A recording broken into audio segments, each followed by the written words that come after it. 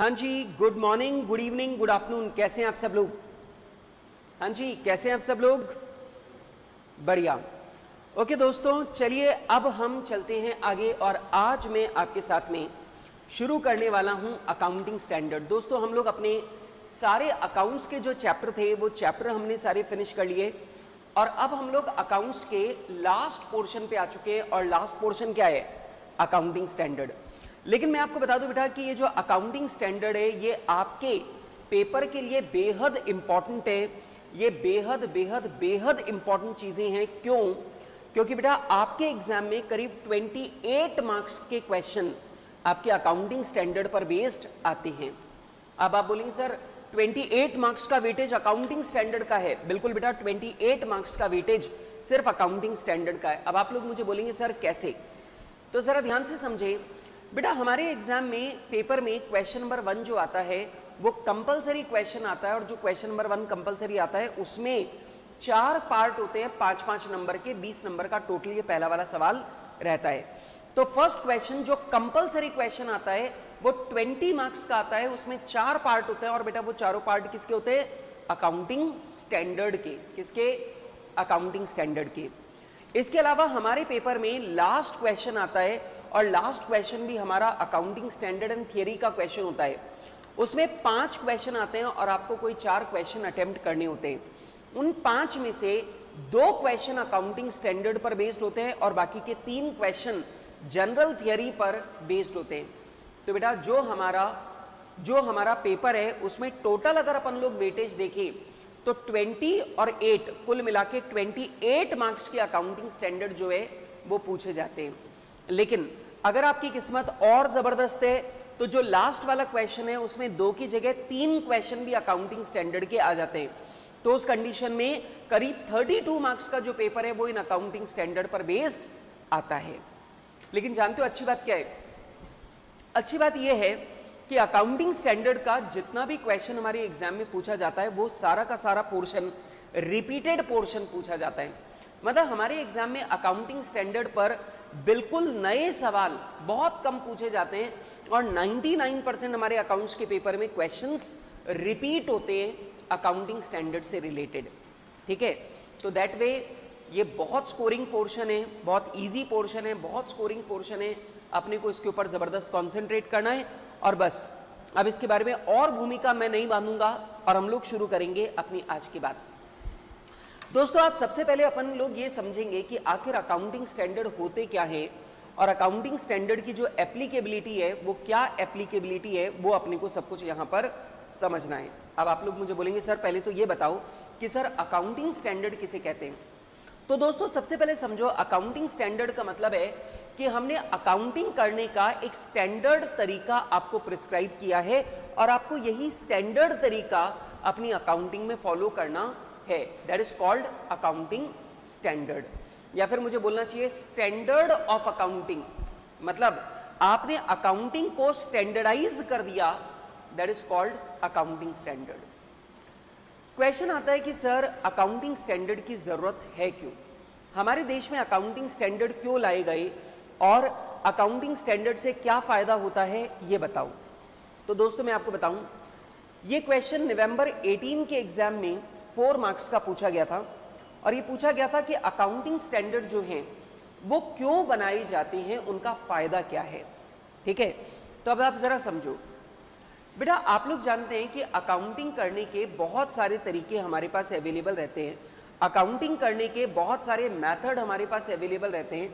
किसी particular item को accounts में ट्रीट करने के बहुत सारे तरीके हमारे पास रहते हैं और ऑब्वियस सी बात है उन सारे के सारे तरीकों में अगर पूरे सारी की सारी भारत की जितनी भी कंपनियां हैं या दुनिया की जितनी भी कंपनियां हैं वो अगर अलग अलग तरीका अकाउंटिंग का लगाएंगी तो ऑब्वियस सी बात है 2 कंपनियों के फाइनेंशियल स्टेटमेंट की आपस में तुलना नहीं हो पाएगी। हाँ कि ना? मान लो 2 कंपनियां हैं, दोनों कंपनियां सेम बिजनेस करती हैं, तो आप दोनों में से कौन सी कंपनी बढ़िया है ये कैसे चुनते हो? उसके फाइनेंशियल स्टेटमेंट देखकर। लेकिन अगर दोनों कंपनियां बिल्कुल भयानक तरीके से डिफरेंट अकाउंटिंग पॉलिसी को अगर फॉलो कर रही हैं तो उस कंडीशन में हम दोनों के फाइनेंशियल स्टेटमेंट आपस में कंपेयर नहीं कर सकते, और दोनों के फाइनेंशियल स्टेटमेंट अगर अपन कंपेयर नहीं कर पाएंगे तो अपन आइडेंटिफाई नहीं कर पाएंगे कि भैया अपने को कौन सी कंपनी में अपनी कैपिटल, अपना पैसा लगाना चाहिए। सही बात है। तो दोस्तों इस परेशानी को दूर करने के लिए जो हमारा इंस्टीट्यूट है, सीए इंस्टीट्यूट जो है, उसने अकाउंटिंग के स्टैंडर्ड इशू किए, उसने अकाउंटिंग स्टैंडर्ड इशू किए, जिसमें उसने जो अनलिमिटेड मेथड्स अवेलेबल थे आपके पास उनको घटाकर लिमिटेड ऑप्शंस में ले आए। मेरी बात समझ में आ रही है? अकाउंटिंग स्टैंडर्ड ने क्या किया कि जैसे डेप्रिसिएशन लगाने के 100 मेथड हो सकते हैं, ठीक है, या फिर मान सकते हैं इन्वेंट्री वैल्यूएशन के 20 मेथड हो सकते हैं, तो इन्वेंट्री वैल्यूएशन के जो 20 मेथड हो सकते हैं उन 20 को घटाकर हमारे अकाउंटिंग स्टैंडर्ड ने बोला नहीं भैया सिर्फ ये 2 ही मेथड आप लोग को अलाउड है, इन दोनों में से कोई भी एक मेथड आप लोग लगा सकते हो। तो जो अकाउंटिंग के बहुत सारे तरीके उपलब्ध थे, अकाउंटिंग स्टैंडर्ड उनको रिड्यूस करके लिमिटेड नंबर ऑफ ऑप्शंस में लेकर के आ जाता है, और लिमिटेड नंबर ऑफ ऑप्शन में लाने का फायदा ये होता है कि सारी की सारी कंपनियां जो फाइनेंशियल स्टेटमेंट बनाएंगी वो कंपैरेबल फाइनेंशियल स्टेटमेंट होंगे। बेटा आ रही बात समझ में? एक कंपनी ने इन्वेंट्री वैल्यूएशन के लिए फीफो लगाया, दूसरी कंपनी ने इन्वेंट्री वैल्यूएशन के लिए बेस स्टॉक मेथड लगा लिया, तीसरी कंपनी ने वेटेड एवरेज मेथड लगा लिया, चौथी कंपनी ने लीफो लगा लिया, तो ऑब्वियस ही बात है इनका जो स्टॉक है वो कंपैरेबल रहेगा ही नहीं, हाँ कि ना? दोनों सेम बिजनेस में है लेकिन फिर भी दोनों का जो स्टॉक है वो कंपैरेबल नहीं रहेगा, दोनों का जो प्रॉफिट है वो कंपैरेबल नहीं रहेगा। और अगर आपको उन्हें कंपैरेबल बनाना है तो दोनों की अकाउंटिंग पॉलिसी में ज्यादा अंतर नहीं होना चाहिए, और ये काम कौन करता है? Accounting standard.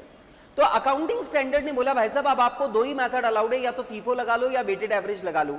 तो अब लोगों के पास, कंपनियों के पास, एंटिटीज के पास 2 ही ऑप्शन रह गए, और एंटिटीज के पास अगर 2 ही ऑप्शन रह गए तो अब उनका जो wide range of methods available थे वो रिड्यूस होकर के लो रेंज में बदल गए। पक्की बात समझ में आ रही है? नंबर 2, जो हमारी पहले अकाउंटिंग स्टैंडर्ड आने से पहले कंपनियां जब अपना फाइनेंशियल स्टेटमेंट बनाती थी तो वो फाइनेंशियल स्टेटमेंट में उन बातों को डिस्क्लोज करती थी जिनसे उसको फायदा होता था, लेकिन जिससे इन्वेस्टर को कंपनी के बारे में गलत बातें पता चलती वो बातें कंपनी डिस्क्लोज ही नहीं करती थी, वो बातें कंपनी डिस्क्लोज नहीं करती थी। और ऑब्वियस ही बात है बेटा, कंपनी डिस्क्लोज नहीं करेगी तो जो इन्वेस्टर है उसे रियल सिचुएशन का पता नहीं लग पाएगा। तो अकाउंटिंग स्टैंडर्ड आने के बाद में अकाउंटिंग स्टैंडर्ड में डिस्क्लोजर की रिक्वायरमेंट स्पेसिफाई कर दी जाती है, मतलब अकाउंटिंग स्टैंडर्ड में ये बता दिया जाता है कि भैया आपको कम से कम ये 10 बातें तो डिस्क्लोज करनी है।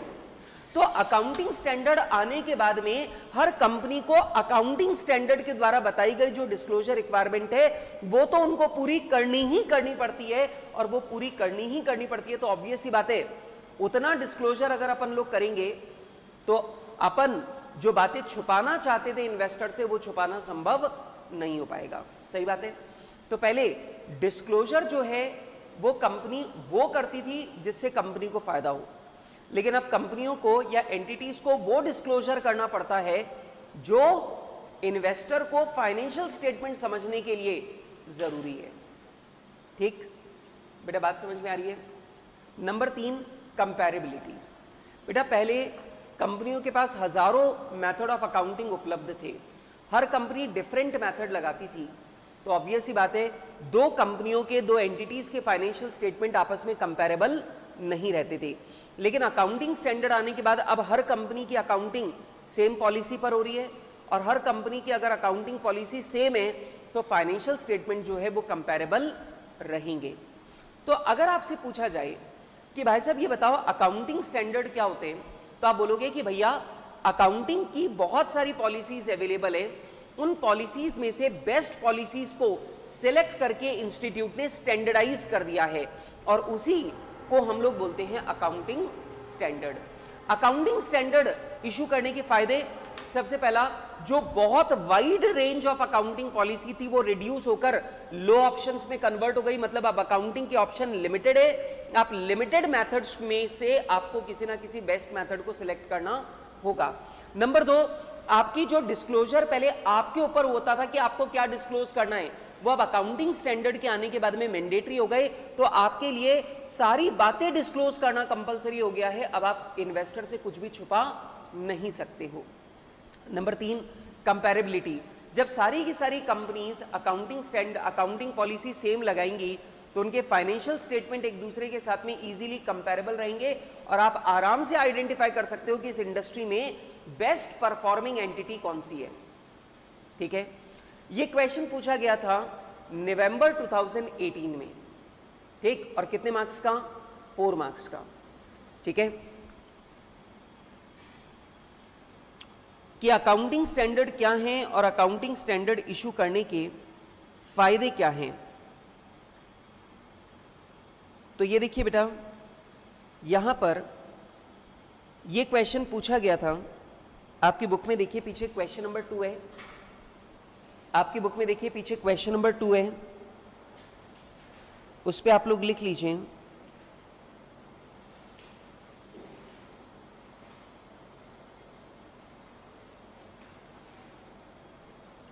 कि ये वाला क्वेश्चन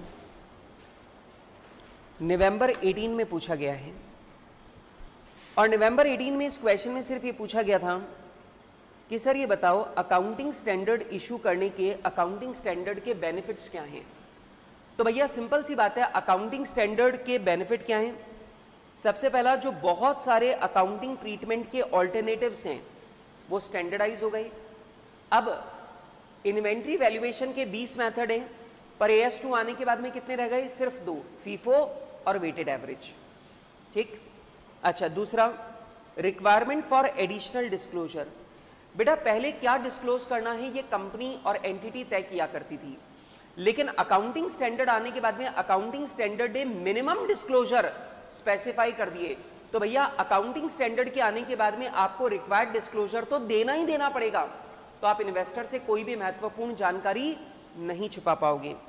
और तीसरी बात है कंपैरेबिलिटी ऑफ फाइनेंशियल स्टेटमेंट। अगर भारत में या दुनिया में सभी company same accounting policy follow करके अपने फाइनेंशियल स्टेटमेंट बना रही है तो ऑब्वियस बात है उनका कंपैरिजन ज्यादा आसानी से हो पाएगा। सही बात है। तो बेटा ये जो क्वेश्चन है ये 4 मार्क्स का पूछा गया था नवंबर 18 के एग्जाम में। खैर छोड़ो, मेरे दिमाग में अकाउंटिंग स्टैंडर्ड को लेकर दूसरा सवाल आता है कि सर ये बताओ अकाउंटिंग स्टैंडर्ड भारत में इशू कौन करता है? अकाउंटिंग स्टैंडर्ड भारत में अकाउंटिंग स्टैंडर्ड बनाने का अधिकार किन किन के पास है? तो मैं आपको बता देता हूं दोस्तों, भारत में अकाउंटिंग स्टैंडर्ड बनाने का अधिकार 3 लोगों के पास है। एक, सबसे पहला एक किसके पास है? एक तो है ICAI के पास, ठीक है, अपना institute of chartered accountants of India के पास अकाउंटिंग स्टैंडर्ड बनाने का अधिकार है। नंबर 2, अकाउंटिंग स्टैंडर्ड बनाने का अधिकार है किसके पास? सेंट्रल गवर्नमेंट के पास by virtue of companies act 2013। Companies act 2013 की पावर की वजह से सेंट्रल गवर्नमेंट के पास भी अधिकार है कि सेंट्रल गवर्नमेंट भी अकाउंटिंग स्टैंडर्ड बना सकती है। और तीसरा, इनकम टैक्स एक्ट, जो हमारा central government income tax act की पावर का इस्तेमाल करके इनकम टैक्स के लिए अकाउंटिंग स्टैंडर्ड बना सकती है। तो आप मुझे बताइए अकाउंटिंग स्टैंडर्ड भारत में अकाउंटिंग स्टैंडर्ड जो है वो किन के ऊपर एप्लीकेबल है? जल्दी बताओ, मतलब कौन कौन बना सकता है? CA institute, central government using power in companies act, और तीसरा central government using powers in income tax act. Clear है बात? अब जरा सुनो, CA इंस्टीट्यूट ने अकाउंटिंग स्टैंडर्ड्स के डेवलपमेंट के लिए एक कमेटी बना रखी है, एक बोर्ड बना रखा है जिसका नाम है अकाउंटिंग स्टैंडर्ड बोर्ड, जिसे हम लोग शॉर्ट में बोलते हैं ASB। क्या बोलते हैं? ASB, accounting standard board. अब पॉइंट ये आता है कि सर ये जो अकाउंटिंग स्टैंडर्ड बोर्ड है, ये जो अकाउंटिंग स्टैंडर्ड बनाएगा, इनके पास लीगल अथॉरिटी क्या है? तो ध्यान रखना, जो अकाउंटिंग स्टैंडर्ड बोर्ड है ये बनाया गया है ICAI के द्वारा, CA इंस्टीट्यूट के द्वारा। अब ऑब्वियस ही बात है, CA इंस्टीट्यूट को अकाउंटिंग स्टैंडर्ड बनाने की पावर किसी एक्ट में या किसी लॉ में नहीं मिल रखी है। तो अकाउंटिंग स्टैंडर्ड बोर्ड जो अकाउंटिंग स्टैंडर्ड बनाएगा वो अकाउंटिंग स्टैंडर्ड किसी भी एंटिटी के लिए मैंडेटरी नहीं कर सकता है। मेरी बात को बहुत ध्यान से सुनना, this is very very important.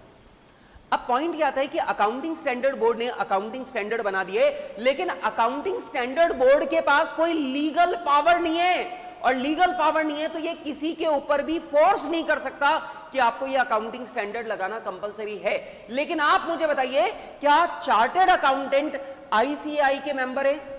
क्या चार्टर्ड अकाउंटेंट के ऊपर आईसीएआई दबाव डाल सकता है? हाँ, तो आईसीएआई ने नियम बनाया कि भाई साहब हमारे अकाउंटिंग स्टैंडर्ड जो है वो किसी के लिए मैंडेटरी हो चाहे ना हो, लेकिन हमारे चार्टर्ड अकाउंटेंट्स के लिए मैंडेटरी हैं।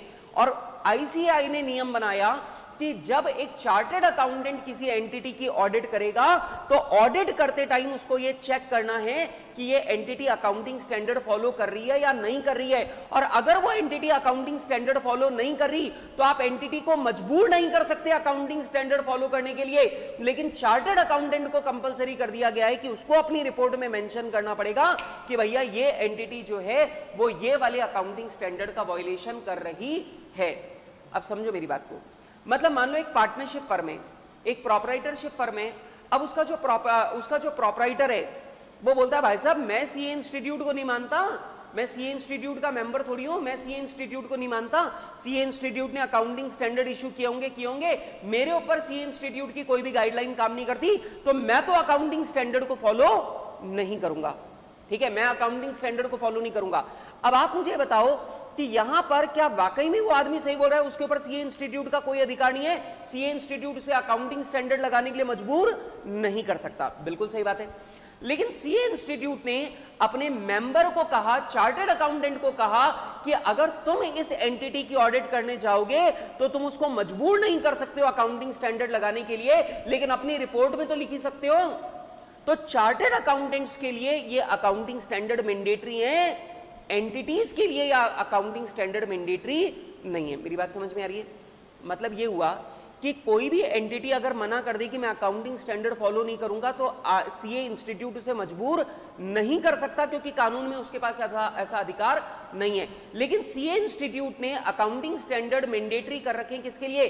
चार्टर्ड अकाउंटेंट के लिए। और चार्टर्ड अकाउंटेंट्स को बोल रखा है कि तुम किसी भी एंटिटी की अगर ऑडिट करने जाओगे तो चेक करना कि वहां पे अकाउंटिंग स्टैंडर्ड फॉलो हो रहा है कि नहीं हो रहा, और अगर नहीं हो रहा तो उसे अपनी रिपोर्ट में लिख देना।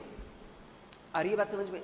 मतलब ये समझो, तुम अगर चार्टर्ड अकाउंटेंट बन गए और चार्टर्ड अकाउंटेंट बनने के बाद में तुम किसी प्रोपराइटरशिप की ऑडिट पर गए, अब प्रोपराइटरशिप फर्म की ऑडिट पर गए और तुमने वहां जाकर के बोल दिया भाई साहब आप लीफो लगा रहे हो और लीफो जो है ना ये अलाउड नहीं है, AS2 में अलाउड नहीं है लीफो। तो वो प्रोपराइटर बोला भाई साहब AS2 किसने इशू किया? बोले सीए इंस्टीट्यूट ने। बोले सीए इंस्टीट्यूट का और मेरा कोई संबंध ही नहीं है, तो मैं फॉलो क्यों करूं AS2? मैं AS2 फॉलो नहीं करूंगा, मैं तो लीफो पे ही वैल्यू करूंगा। तो ध्यान रखना, वो जो प्रोपराइटर है वो लीफो फॉलो कर सकता है, सीए इंस्टीट्यूट उसको रोक नहीं सकता। लेकिन जो ऑडिटर उसके अकाउंट्स की ऑडिट कर रहा है वो सीए इंस्टीट्यूट से बंधा हुआ है, सीए इंस्टीट्यूट ने उसके लिए मैंडेटरी करके बोला है कि भैया ये फॉलो नहीं करे, हम इसे मजबूर नहीं कर सकते, तुम्हारी ऑडिट रिपोर्ट में तुम ये लिख देना कि भैया इसने AS2 फॉलो नहीं किया। आ रही है बात समझ में? ताकि इसके फाइनेंशियल स्टेटमेंट देखने वाले किसी भी व्यक्ति को धोखा ना मिले। ठीक है, मेरी बात आ रही है समझ में? तो अगर आपसे पूछा जाए भारत में अकाउंटिंग स्टैंडर्ड कौन बनाते हैं, जल्दी बोलो। भारत में अकाउंटिंग स्टैंडर्ड बनाने का अधिकार 3 लोगों के पास है, 3 जगह से आता है। आईसीआई ने ASB बना रखा है, अकाउंटिंग स्टैंडर्ड बोर्ड, जो भारत में अकाउंटिंग स्टैंडर्ड बनाता है। दूसरा, सेंट्रल गवर्नमेंट कंपनीज एक्ट 2013 की पावर का इस्तेमाल करके अकाउंटिंग स्टैंडर्ड बना सकती है। और number 3, central government income tax act 1961 की पावर का इस्तेमाल करके अकाउंटिंग स्टैंडर्ड बना सकती है। आ रही है बात समझ में? यह बताओ कि अगर सेंट्रल गवर्नमेंट ने कंपनीज एक्ट की पावर का इस्तेमाल करके अगर अकाउंटिंग स्टैंडर्ड बना दिए तो क्या वो सभी कंपनीज को फॉलो करना कंपलसरी है? हाँ, क्यों? क्योंकि सेंट्रल गवर्नमेंट ने एक्ट की पावर का इस्तेमाल करके अकाउंटिंग स्टैंडर्ड बनाए, तो सारी कंपनीज को फॉलो करना कंपलसरी है। अगर सेंट्रल गवर्नमेंट ने इनकम टैक्स एक्ट की पावर का इस्तेमाल करके अगर इनकम टैक्स के लिए अकाउंटिंग स्टैंडर्ड बनाए हैं, तो ऑब्वियस सी बात है वो सारी की सारे असेसीज को फॉलो करना कंपलसरी है। क्यों? क्योंकि वो अकाउंटिंग स्टैंडर्ड कानून से पैदा होकर आए। लेकिन याद रखना, सीए इंस्टीट्यूट जो अकाउंटिंग स्टैंडर्ड इशू कर रहा है वो जनता के ऊपर एप्लीकेबल के लिए कंपलसरी नहीं है, क्योंकि वो किसी कानून के तहत नहीं आ रहे। अरे मेरी बात समझ में आ रही है? तो सीए इंस्टीट्यूट ने इसे मैंडेटरी किसके लिए कर रखा है? चार्टर्ड अकाउंटेंट्स के लिए। मतलब सीए इंस्टीट्यूट ने बोल रखा है अगर किसी एंटिटी को अकाउंटिंग स्टैंडर्ड फॉलो करना कंपलसरी नहीं है तो भी चार्टर्ड अकाउंटेंट के लिए ये मैंडेटरी है। हम उस एंटिटी को मजबूर नहीं कर सकते अकाउंटिंग स्टैंडर्ड फॉलो करने के लिए, लेकिन ये एंटिटी जब भी अपनी ऑडिट करवाएगी तो ऑडिट करने वाले चार्टर्ड अकाउंटेंट के लिए कंपलसरी है कि वो अपनी ऑडिट रिपोर्ट में मेंशन करेगा कि भैया इस एंटिटी ने इस अकाउंटिंग स्टैंडर्ड का वायलेशन कर रखा है। क्लियर है बात? अब तुम्हारे एग्जाम में क्वेश्चन आएगा कि सर आप ABC company, ABC and company एक पार्टनरशिप फर्म है, आप उसकी ऑडिट पर गए, वहां AS10 का वायलेशन हो रहा था, बताइए अब आप क्या करेंगे? तो सबसे पहले हम उसको बोलेंगे कि भैया आप AS10 का वायलेशन मत करो, पालन करो। वो बोलेगा मैं नहीं कर रहा पालन, तो फिर कोई बात नहीं, फिर हम अपनी ऑडिट रिपोर्ट में मेंशन कर देंगे। अब यहां पे ये बोलेगा कि वो पार्टनरशिप फर्म बोल रही है कि मेरे ऊपर अकाउंटिंग स्टैंडर्ड मैंडेटरी नहीं है, मैं सीए इंस्टीट्यूट से कनेक्टेड नहीं हूं, मेरे ऊपर अकाउंटिंग स्टैंडर्ड कंपलसरी नहीं है, मेरे ऊपर अकाउंटिंग स्टैंडर्ड एप्लीकेबल नहीं है, मैंडेटरी नहीं है। तो अब आप क्या करोगे? तो आप बोलोगे sir accounting standard partnership firm के ऊपर मैंडेटरी नहीं है, हम उसे अकाउंटिंग स्टैंडर्ड लगाने के लिए मजबूर नहीं कर सकते, लेकिन उसकी ऑडिट रिपोर्ट में तो लिख सकते हैं। तो हम उसकी ऑडिट रिपोर्ट में लिख देंगे भाई साहब ये ध्यान रखना ये अकाउंटिंग स्टैंडर्ड 2 फॉलो नहीं कर रहा है, ये AS10 का वायलेशन कर रहा है, हम लिख देंगे अपनी ऑडिट रिपोर्ट में। मेरी बात आ रही है समझ में? इसका मतलब ये हुआ सीए इंस्टीट्यूट ने, क्योंकि सीए इंस्टीट्यूट के पास पावर नहीं है प्रोपराइटरशिप और पार्टनरशिप को मजबूर करने की, पावर तो है नहीं, तो उसने इनडायरेक्ट पावर का इस्तेमाल किया। उसने चार्टर्ड अकाउंटेंट को बोला कि तुम अपनी ऑडिट रिपोर्ट में लिखना, ये तुम्हारे लिए कंपलसरी है। तो कंपलसरी किसके लिए हुआ? चार्टर्ड अकाउंटेंट के लिए, एंटिटी के लिए कंपलसरी नहीं है। ठीक है, अब आगे सुनो। एक बात और मेरे दिमाग में आती है कि मान लो अगर अकाउंटिंग स्टैंडर्ड में लिखा हुआ कोई प्रावधान किसी कानून के विरुद्ध है, जैसे मान लो कंपनीज एक्ट है, कंपनीज एक्ट में नियम बोला कि इस चीज की अकाउंटिंग ऐसे करनी है, अकाउंटिंग स्टैंडर्ड ने बोला नहीं नहीं अकाउंटिंग ऐसे करनी है। अब आप मुझे बताइए किसकी बात मानी जाएगी? किसकी? कंपनीज एक्ट में बोला अकाउंटिंग ऐसे करनी है, जो अकाउंटिंग स्टैंडर्ड है वो कुछ और बोल रहा है, नहीं नहीं अकाउंटिंग ऐसे करनी है। बताओ दोनों में से किसकी बात मानी जाएगी? किसकी बात मानी जाएगी? ये ध्यान रखना, बात मानी जाएगी कंपनीज एक्ट की। क्यों? क्योंकि कंपनीज एक्ट के प्रावधान एक्ट से, एक्ट की पावर से पैदा हो रहे, और भैया सीए इंस्टीट्यूट के जो अकाउंटिंग स्टैंडर्ड हैं उनमें ऐसी कोई लीगल पावर नहीं है, और अकाउंटिंग स्टैंडर्ड के लिए सीए इंस्टीट्यूट के पास में कोई लीगल पावर नहीं है। तो ऑब्वियस सी बात है जो सीए इंस्टीट्यूट के अकाउंटिंग स्टैंडर्ड है वो कभी भी किसी लॉ को ओवरराइड नहीं कर सकते। तो ध्यान रखना, लॉ कम्स फर्स्ट, ठीक है, देन कम्स अकाउंटिंग स्टैंडर्ड। मेरी बात समझ में आ रही है? मतलब मेरी बात को समझो, ऐसा है हमारे देश में सबसे ऊपर रहेगा लॉ, मतलब कानून में जो बात लिख दी वो सबसे ऊपर है, उसके बाद में अकाउंटिंग स्टैंडर्ड, और उसके बाद में गाइडेंस नोट्स। ठीक है, गाइडेंस नोट्स क्या है? कुछ ऐसे मुद्दे हैं जहां पर सीए इंस्टीट्यूट ने अकाउंटिंग स्टैंडर्ड इशू नहीं किए, ठीक है, वहां पर सीए इंस्टीट्यूट ने गाइडेंस नोट इशू किए कि भाई अकाउंटिंग इस प्रकार से की जाए तो बेहतर होगा। ठीक है, तो हमारा जो एप्लीकेबिलिटी है वो इस तरीके से चलेगी, सबसे ऊपर कानून है, कानून को कोई ब्रेक नहीं कर सकता। देन उसके बाद में जहां कानून नहीं है वहां पे आप अकाउंटिंग स्टैंडर्ड की बात सुनोगे, और जहां अकाउंटिंग स्टैंडर्ड नहीं है वहां पर आप गाइडेंस नोट की बात सुनोगे। क्लियर है बात? अच्छा, अब क्वेश्चन आता है कि सर ये बताओ, mandatory by the provisions of law applicable to the entity. ये बोल रहे हैं साहब ये बताओ कि अगर किसी एंटिटी के ऊपर कोई कानून लगता है और उस कानून ने अपने अकाउंटिंग स्टैंडर्ड बना दिए, तो फिर क्या उस एंटिटी को अकाउंटिंग स्टैंडर्ड कौन से वाले फॉलो करने हैं, लॉ वाले कि आईसीआई वाले? सिंपल लॉजिक है, मेरी बात को ध्यान से सुनिएगा बेटा। सिंपल सी बात है, अभी अभी मैंने आपको बताया लॉ सबसे ऊपर है। तो अगर किसी एंटिटी के ऊपर कोई लॉ एप्लीकेबल है और उस लॉ ने उस एंटिटी के लिए अलग अकाउंटिंग स्टैंडर्ड बना दिए, तो बेटा उस एंटिटी को वही वाले अकाउंटिंग स्टैंडर्ड फॉलो करने पड़ेंगे, आईसीआई वाले अकाउंटिंग स्टैंडर्ड फॉलो नहीं कर सकते। लेकिन हां, अगर लॉ ने अलग से कोई अकाउंटिंग स्टैंडर्ड नहीं बनाए तो फिर आईसीआई वाले अकाउंटिंग स्टैंडर्ड आपको फॉलो करने हैं। अब मैं आपको इसका पॉइंट समझाता हूं, जरा ध्यान से सुनना। ये बताओ सभी कंपनीज के ऊपर कौन सा एक्ट लगता है? Companies act 2013। जितनी भी बैंकिंग कंपनीज हैं उनके ऊपर लगता है बैंकिंग रेगुलेशन एक्ट, ठीक है। और जितनी भी इंश्योरेंस कंपनीज हैं उनके ऊपर लगता है इंश्योरेंस एक्ट। डन।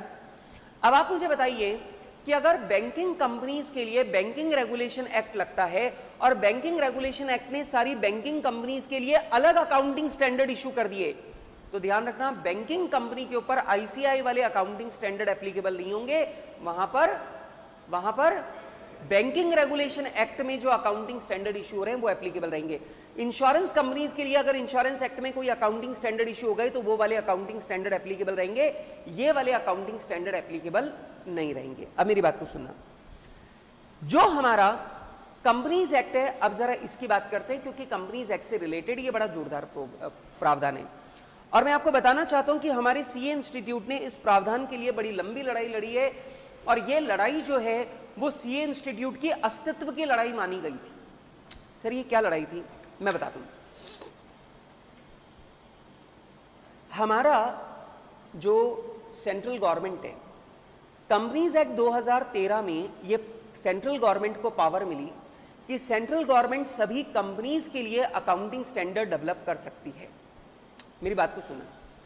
अब पॉइंट ये आया जब सीए इंस्टीट्यूट ने इस प्रोविजन को देखा कि सेंट्रल गवर्नमेंट के पास ये पावर है कि सारी कंपनीज के लिए अलग अकाउंटिंग स्टैंडर्ड इशू कर सकती है सेंट्रल गवर्नमेंट, तो सीए इंस्टीट्यूट जो है उसके कान खड़े हो गए, सारे काउंसिल मेंबर्स के कान खड़े हो गए। क्यों?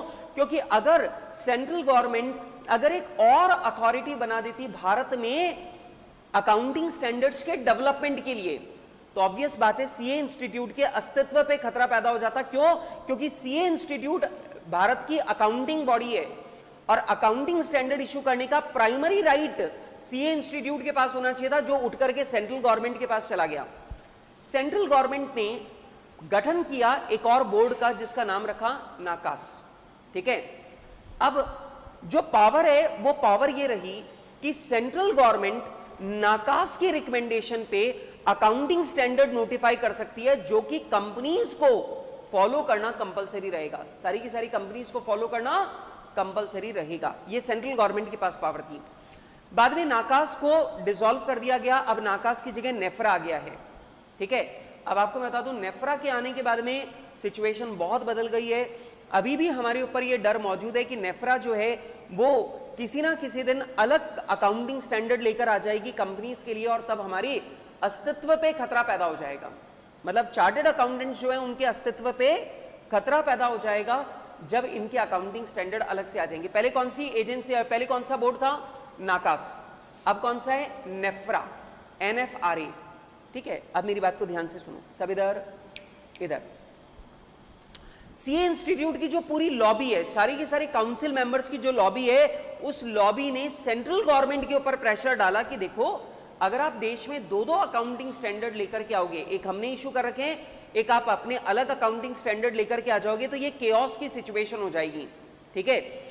सेंट्रल गवर्नमेंट से सीए इंस्टीट्यूट ने बोला आप बताइए आपको हमारे अकाउंटिंग स्टैंडर्ड में क्या परेशानी है, आप किस तरह का अकाउंटिंग स्टैंडर्ड लेना चाहते हो, आपको हमारे अकाउंटिंग स्टैंडर्ड के कौन से प्रोविजन में दिक्कत है, हम अपने अकाउंटिंग स्टैंडर्ड को आपके रिकमेंडेशन के मुताबिक बदल लेंगे, पर आप नए अकाउंटिंग स्टैंडर्ड लेकर के मत आओ। तो सेंट्रल गवर्नमेंट के ऊपर जो सीए इंस्टीट्यूट ने प्रेशर डाला वो प्रेशर काम कर गया और सीए जो सेंट्रल गवर्नमेंट है उसने नेफ्रा की रिकमेंडेशन पे जो सारे के सारे अकाउंटिंग स्टैंडर्ड थे आईसीआई वाले, उन्हीं को कंपनीज एक्ट में नोटिफाई कर दिया। अब समझो सेंट्रल गवर्नमेंट के पास दो पावर थी। सेंट्रल गवर्नमेंट अपने अलग अकाउंटिंग स्टैंडर्ड ला सकती थी कंपनीज के लिए, और सेंट्रल गवर्नमेंट जो है वो सीए इंस्टीट्यूट वाले अकाउंटिंग स्टैंडर्ड को भी अडॉप्ट कर सकती थी। तो सीए इंस्टीट्यूट ने जो लॉबिंग की और सेंट्रल गवर्नमेंट के ऊपर प्रेशर डाला, उसका फायदा सिर्फ ये हो गया कि भैया अब सेंट्रल गवर्नमेंट ने नेफ्रा की रिकमेंडेशन पे जो आईसीआई के द्वारा इशू किए गए अकाउंटिंग स्टैंडर्ड है उन्हीं को कंपनीज के अकाउंटिंग स्टैंडर्ड के रूप में अडॉप्ट कर लिया है। इसका मतलब यह हुआ कि जो हमारे आईसीआई वाले अकाउंटिंग स्टैंडर्ड हैं वही कंपनीज अकाउंटिंग स्टैंडर्ड रूल्स में नोटिफाइड अकाउंटिंग स्टैंडर्ड है। अरे नहीं आया समझ में? मतलब जो आईसीआई के अकाउंटिंग स्टैंडर्ड है उन्हीं अकाउंटिंग स्टैंडर्ड को सेंट्रल गवर्नमेंट ने नेफ्रा की रिकमेंडेशन पे नोटिफाई कर दिया, और अब कंपनीज अकाउंटिंग स्टैंडर्ड बोला जाए तो भी वही अकाउंटिंग स्टैंडर्ड है, और आईसीआई के अकाउंटिंग स्टैंडर्ड बोला जाए तो भी वही अकाउंटिंग स्टैंडर्ड है। अब ध्यान से सुना, अगर हमारा सीए इंस्टीट्यूट कोई भी नया अकाउंटिंग स्टैंडर्ड लाएगा तो वो नया अकाउंटिंग स्टैंडर्ड कंपनीज के ऊपर एप्लीकेबल नहीं होगा अनटिल एंड अनलेस कि सेंट्रल गवर्नमेंट के द्वारा वो नोटिफाई किया जाए। ठीक है, मेरी बात समझ में आ रही है? बट दोस्तों मैं आपको ये बताना चाहता हूं कि अब जो नेफ्रा है, नेफ्रा के आने के बाद में एक चेंज तो ये हुआ है कि पहले अगर कोई चार्टर्ड अकाउंटेंट मिसकंडक्ट करता था, मिसकंडक्ट मतलब अगर उसने कोई गलत रिपोर्ट पे साइन कर दिया, कोई गलत रिपोर्ट दे दी या नेग्लिजेंस कर दी, मतलब प्रॉपर्ली ऑडिट नहीं की, तो ये सारे केसेस कहाँ जाते थे? सीए इंस्टीट्यूट की जो कमिटी है उसके पास, एक्शन लेने वाली जो कमिटी है उसके पास जाते थे। ठीक है, लेकिन अब चेंज ये आ रहा है कि अब जितने भी ये केसेस होंगे जिसमें चार्टर्ड अकाउंटेंट की नेग्लिजेंस होगी या चार्टर्ड अकाउंटेंट फ्रॉड में इन्वॉल्व होगा, वो जाएगा नेफ्रा के पास में। ठीक है, तो पहले तो क्या होता था, काउंसिल मेंबर सारे अपने ही हैं। अब जयपुर से जो काउंसिल मेंबर हैं वो हमारे मिलने वाले लोग हैं, और मिलने वाले लोग हैं तो काउंसिल में बैठा हुआ आदमी अगर हमारा खुद का आदमी है और उसको आगे इलेक्शन लड़ना है, और आगे इलेक्शन लड़ना है तो उसे आगे हमें हमारे सपोर्ट की जरूरत है, तो ऑब्वियस सी बात है वो हमारे अगेंस्ट डिसीजन ही नहीं होने देगा। हाँ कि ना? डिसिप्लिनरी कमिटी जो है उसमें काउंसिल मेंबर ही तो हैं, वो हमारे अगेंस्ट डिसाइड ही नहीं करते थे, केस लंबे चलते रहते थे और मामूली 10-10, 15-15 हज़ार की, 50-50 हज़ार की पेनल्टी लगाकर माफ कर देते थे। तो अब ये जो मैटर है ये नेफ्रा के पास जा रहा है। अब नेफ्रा पे तो कोई कंट्रोल है नहीं, ये तो कोर्ट की तरह हो गया, और वहां पर अब लंबी सजाएं जो हैं वो चार्टर्ड अकाउंटेंट्स को मिलने लगेंगी। This is a big change जो अभी देश में आ रहा है। नंबर 2, दोस्तों अभी जो हम लोग अकाउंटिंग स्टैंडर्ड पढ़ रहे हैं ये सारे पुराने अकाउंटिंग स्टैंडर्ड है जो आज की तारीख में एप्लीकेबल नहीं है। ठीक है, अब भारत में एप्लीकेबल अकाउंटिंग स्टैंडर्ड जो हैं वो है इंड एएस। सर ये इंड एएस क्या है? आपको मालूम होगा कि पूरी दुनिया में अब अकाउंटिंग के स्टैंडर्ड सारे देशों में सेम हो गए हैं।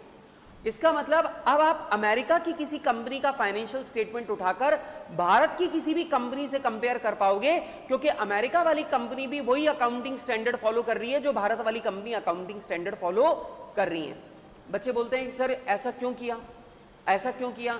ऐसा इसलिए किया दोस्तों क्योंकि अगर भारत वाली कंपनी, भारत में जो कंपनी व्यापार कर रही है, अगर वो अपना शेयर अमेरिकन स्टॉक एक्सचेंज में लिस्ट करवाना चाहती है, अगर वो अमेरिका में अपने शेयर इशू करना चाहती है, तो प्रॉब्लम ये होती थी कि इंडिया वाली कंपनी को अपने फाइनेंशियल स्टेटमेंट ट्रांसलेट करने पड़ते थे अमेरिकन अकाउंटिंग स्टैंडर्ड के, जिसे बोलते थे यूएस गैप।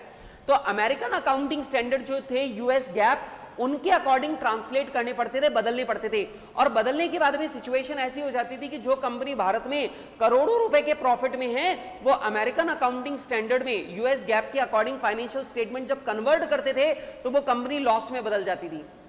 तो पॉइंट ये था कि जो फाइनेंशियल स्टेबिलिटी है उसकी क्रेडिबिलिटी पे डाउट हो जाता था कि भारत में जो कंपनी 100-100, 200 करोड़ का प्रॉफिट दिखा रही है वो अमेरिकन अकाउंटिंग स्टैंडर्ड में ट्रांसलेट करते ही, बदलते ही वो 200 करोड़ का घाटा दिखा रही है। तो ये तो बड़ा अजीब हो जाता था, ये तो बड़ी परेशानी हो जाती थी। मतलब इंडियन इन्वेस्टर का तो दिमाग खराब हो जाएगा कि यार मैंने इस कंपनी में 200 करोड़ का प्रॉफिट देख के पैसा लगा दिया, पर असल में जब अमेरिकन अकाउंटिंग स्टैंडर्ड के अकॉर्डिंग इसको चेंज किया तो वहां पे तो लॉस दिख रहा है, मतलब ये कंपनी फेक है। प्रॉब्लम थी। तो क्योंकि अब दुनिया एक ग्लोबल मार्केट है, पूरी दुनिया एक सिंगल मार्केट बन चुकी है, तो यहां पर पूरी दुनिया में एक अकाउंटिंग स्टैंडर्ड होना जरूरी था।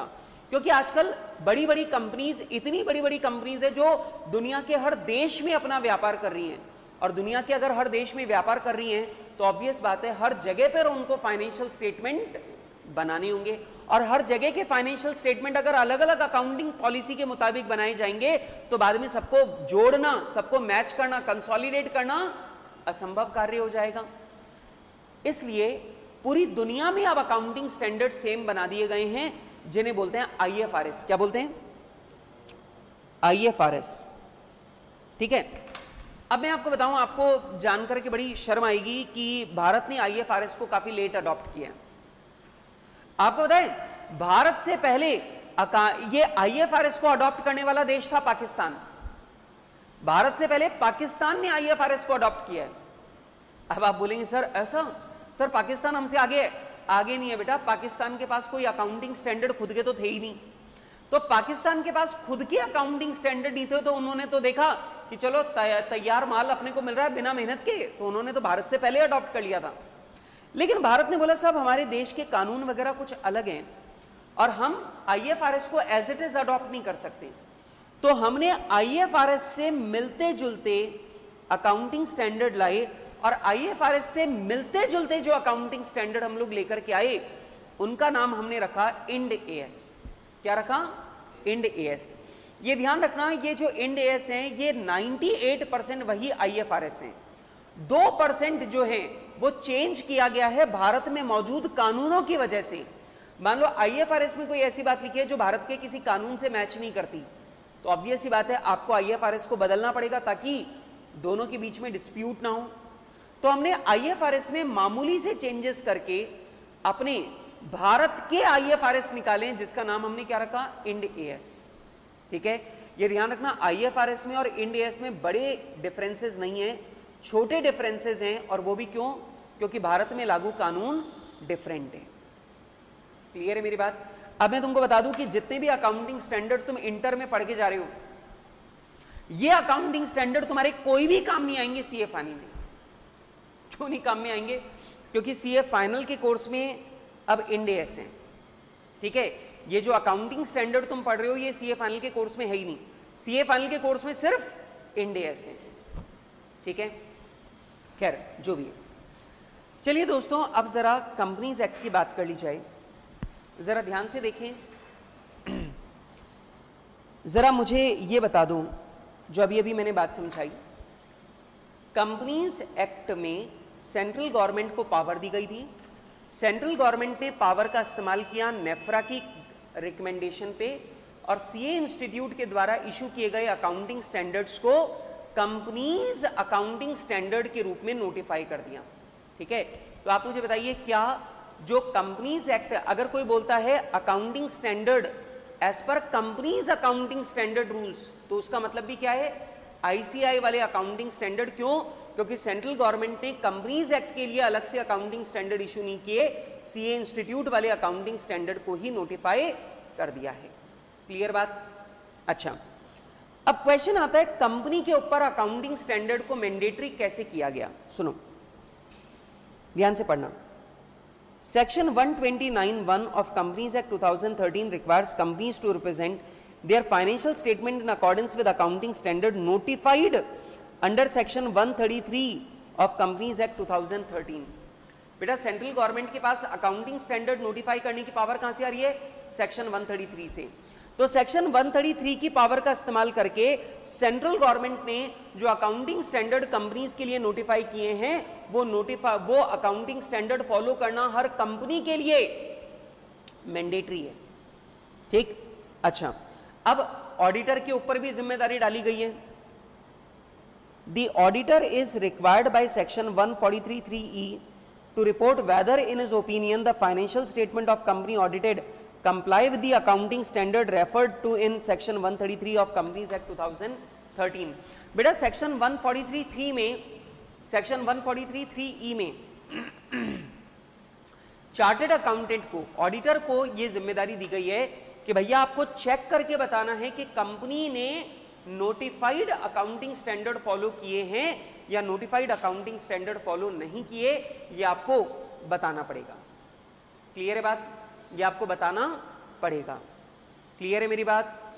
ठीक है, तो आपको अपनी ऑडिट रिपोर्ट में ये मेंशन करना पड़ेगा कि फॉलो किया है या नहीं किया है।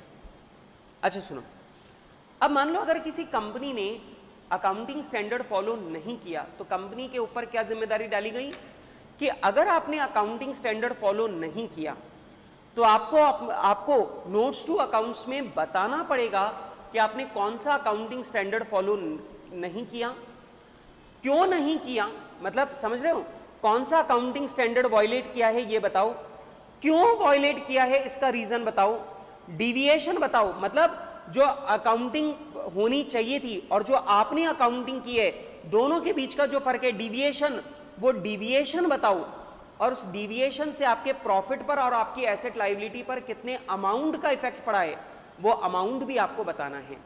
मतलब आपको बताना है कि आपने क्या वायलेशन किया है, क्यों किया है, ठीक है, कितना फर्क उससे आ रहा है आपके प्रॉफिट लॉस पर, आपको ये सारी बातें डिस्क्लोज करनी पड़ेंगी। क्लियर है बात? देखो, where the financial statement of a company do not comply with accounting standard, the company should disclose in its financial statement the deviation from the accounting standard। मतलब आपने अकाउंटिंग स्टैंडर्ड के विपरीत क्या किया है वो बताओ, the reasons for such deviation, आपने ये डिविएशन क्यों किया है, आपने डिफरेंट अकाउंटिंग क्यों की है वो बताओ, and the financial effect if any arising from such deviation as per section 129(5) of the companies act 2013। तो बेटा आपको यह भी बताना है कि इस डिविएशन से आपके फाइनेंशियल स्टेटमेंट पर कितने अमाउंट का इफेक्ट पड़ा है, आपको वो भी बताना है। लेकिन सुनो, ध्यान से सुनना, मान लो अगर बैंकिंग रेगुलेशन एक्ट में बैंकिंग कंपनी को कुछ जानकारियां डिस्क्लोज करने से मना किया हुआ है, जैसे प्रोविजन फॉर डाउटफुल डेट की डिटेल बैंकिंग कंपनी डिस्क्लोज नहीं कर सकती, मान लो, तो आप मुझे बताइए क्या ये एएस का वायलेशन माना जाएगा? नहीं। जिस कंपनी के ऊपर कोई दूसरा कानून भी एप्लीकेबल है, वो कंपनी अगर ऐसा डिस्क्लोजर नहीं करती जो उसको उस कानून में नहीं मांगा गया है, तो इसे एएस का वायलेशन नहीं माना जाएगा। समझ में आ रही मेरी बात? जरा सुनो, जैसे in case of insurance company any matter which is not required to be disclosed by insurance act, मतलब एक इंश्योरेंस कंपनी कोई ऐसी बात डिस्क्लोज नहीं कर रही है जो इंश्योरेंस एक्ट में उसे डिस्क्लोज करने के लिए नहीं बोला गया है, तो भैया फिर ये वायलेशन ऑफ अकाउंटिंग स्टैंडर्ड नहीं है। In case of banking company any matter which are not required to be disclosed by banking regulation act, अगर बैंकिंग कंपनी को कोई डिस्क्लोजर देने से बैंकिंग रेगुलेशन एक्ट में मना किया हुआ है, ठीक है, या बैंकिंग रेगुलेशन एक्ट में मांगा नहीं गया है, तो भैया ये अकाउंटिंग स्टैंडर्ड का वायलेशन नहीं माना जाएगा। बेटा जितनी भी इलेक्ट्रिसिटी कंपनीज हैं वो उनके ऊपर कौन सा कानून लगता है? Electricity act 2003। तो बेटा उन कंपनीज ने अगर ऐसा कोई डिस्क्लोजर नहीं दिया जो इलेक्ट्रिसिटी एक्ट में मांगा नहीं गया है या मना किया गया है, तो ये भी एएस का वायलेशन नहीं माना जाएगा। क्लियर है बात? अच्छा बेटा बात समझ में आ गई? सेक्शन 129 में, सेक्शन 129(1) में कंपनीज को यह बोला गया है कि सेक्शन 133 में पावर का इस्तेमाल करके सेंट्रल गवर्नमेंट ने जो अकाउंटिंग स्टैंडर्ड नोटिफाई किए हैं वो हर कंपनी को फॉलो करना कंपलसरी है, ठीक है। और सेक्शन 143(3)(e) में ऑडिटर को यह रिस्पॉन्सिबिलिटी दी गई है कि उसे अपनी ऑडिट रिपोर्ट में मेंशन करना पड़ेगा कि इस कंपनी ने सारे अकाउंटिंग स्टैंडर्ड फॉलो किए हैं या नहीं किए हैं। सेक्शन 129 ये भी कहता है कि अगर किसी कंपनी ने अकाउंटिंग स्टैंडर्ड फॉलो नहीं किए तो उसे बताना पड़ेगा कि क्या डिविएशन है, क्यों उसने डिविएशन किया है, और उस डिविएशन का फाइनेंशियल इंपैक्ट हमारे फाइनेंशियल स्टेटमेंट पर क्या पड़ रहा है, ये सारी बातें आपको डिस्क्लोज करनी पड़ेगी। लेकिन अगर आप कंपनी के ऊपर कोई दूसरा कानून एप्लीकेबल है और वो दूसरा कानून डिस्क्लोजर करने से रोकता है तो फिर ये वायलेशन नहीं माना जाएगा। क्लियर है बात? अच्छा अच्छा जी, अब ये वाली बात मैं ऑलरेडी आपके साथ में डिस्कस कर चुका हूं। When accounting standards are not mandatory for the entity by any law applicable to it, मतलब जैसे प्रॉपराइटरशिप है उसके ऊपर ऐसा कोई कानून एप्लीकेबल नहीं है जो अकाउंटिंग स्टैंडर्ड फॉलो करने के लिए बाध्य करता हो। पार्टनरशिप फर्म के ऊपर ऐसा कोई भी कानून नहीं है जो पार्टनरशिप फर्म को अकाउंटिंग स्टैंडर्ड फॉलो करने के लिए बाध्य करता हो। तो क्या होगा? तो मैंने आपको बताया कि अकाउंटिंग स्टैंडर्ड चार्टर्ड अकाउंटेंट के लिए मैंडेटरी होंगे। चार्टर्ड अकाउंटेंट को अपनी ऑडिट रिपोर्ट में ये लिखना पड़ेगा कि ये अकाउंटिंग स्टैंडर्ड का वायलेशन हो रहा है। अगर कोई भी प्रोप्राइटरशिप या पार्टनरशिप, अगर कोई भी जिसके ऊपर अकाउंटिंग स्टैंडर्ड किसी कानून के तहत एप्लीकेबल नहीं है, वो अगर अकाउंटिंग स्टैंडर्ड का वायलेशन करती है तो सीए इंस्टीट्यूट उसको नहीं रोक सकता। लेकिन अगर उसकी ऑडिट किसी चार्टर्ड अकाउंटेंट ने की है तो चार्टर्ड अकाउंटेंट की जिम्मेदारी बनती है कि वो अपनी ऑडिट रिपोर्ट में लिखेगा कि भैया इस कंपनी ने ये अकाउंटिंग स्टैंडर्ड फॉलो नहीं किया है। क्लियर है बात? अच्छा, अब दूसरी बात आती है, अकाउंटिंग स्टैंडर्ड इशू करने की पावर इनकम टैक्स एक्ट में भी है। हाँ जी, इनकम टैक्स एक्ट में भी है। अब सेक्शन 145 पढ़ा है आपने, बिजनेस एंड प्रोफेशन में पढ़ते हैं अपन इसे, ठीक है। वैसे तो 145 आगे का सेक्शन है, लेकिन जो अपन मेथड ऑफ अकाउंटिंग पढ़ते हैं वो सेक्शन 145 आमतौर पे बिजनेस एंड प्रोफेशन में ही सारे टीचर पढ़ाते हैं, ठीक है। सेक्शन 145(2) में सेंट्रल गवर्नमेंट को इनकम टैक्स एक्ट में ये पावर दी गई है कि वो income computation and disclosure standard issue कर सकता है। बेटा समझ रहे हैं? और ये पावर कहां से मिल रही है? इनकम टैक्स एक्ट के सेक्शन 145(2) से। आ रही बात समझ में? अब सेंट्रल गवर्नमेंट ने इस पावर का इस्तेमाल किया और सेंट्रल गवर्नमेंट ने पावर इस्तेमाल करके ये 10 अकाउंटिंग स्टैंडर्ड इशू कर दिए। कितने? 10। और बेटा ये जो 10 अकाउंटिंग स्टैंडर्ड इनकम टैक्स में इशू किए गए हैं, बेटा इन्हें बोलते हैं आईसीडीएस। क्या बोलते हैं? ICDS, income computation and disclosure standards, ICDS, ठीक है। और सीए इंस्टीट्यूट और जो सेंट्रल गवर्नमेंट है इसने ये 10 अकाउंटिंग स्टैंडर्ड इशू किए हैं इस पावर का इस्तेमाल करके। इसका मतलब ये हुआ कि बेटा अब आप अगर इनकम टैक्स एक्ट लगा रहे हो तो इनकम टैक्स एक्ट लगाते टाइम ध्यान रखना आपको सीए इंस्टीट्यूट वाली जो अकाउंटिंग स्टैंडर्ड है ये भी फॉलो करने हैं, और इनकम टैक्स एक्ट में जो आईसीडीएस प्रिस्क्राइब किए गए 10 आपको वो भी फॉलो करने हैं। लेकिन मैं आपको बता दूं ये आईसीडीएस आपको पढ़ने को मिलेंगे सीए फाइनल में इनकम टैक्स में। जब आप सीए फाइनल में डीटी की ट्यूशन लोगे, डायरेक्ट एक्सेस की ट्यूशन लोगे, तो वहां पर आपको आईसीडीएस पढ़ाई जाएंगे। अभी अकाउंट्स के कोर्स में ये आईसीडीएस आपके कोर्स में शामिल नहीं है, ठीक है। एक और बात ध्यान रखना बेटा कि ये जो अकाउंटिंग स्टैंडर्ड है ये सारे के सारे असेसीज के ऊपर एप्लीकेबल है। प्लीज बिल्कुल ध्यान से पढ़िएगा। Section 145(2) empower central government to notify in official gazette from time to time income computation and disclosure standard to be followed by any class of assessee or in respect of any class of income। मतलब ये accounting standard किसी भी class of assessee पर या किसी भी head of income पे applicable किए जा सकते हैं। अरे समझ में आ रही है क्या? मतलब individual, HUF, AOP, BOI,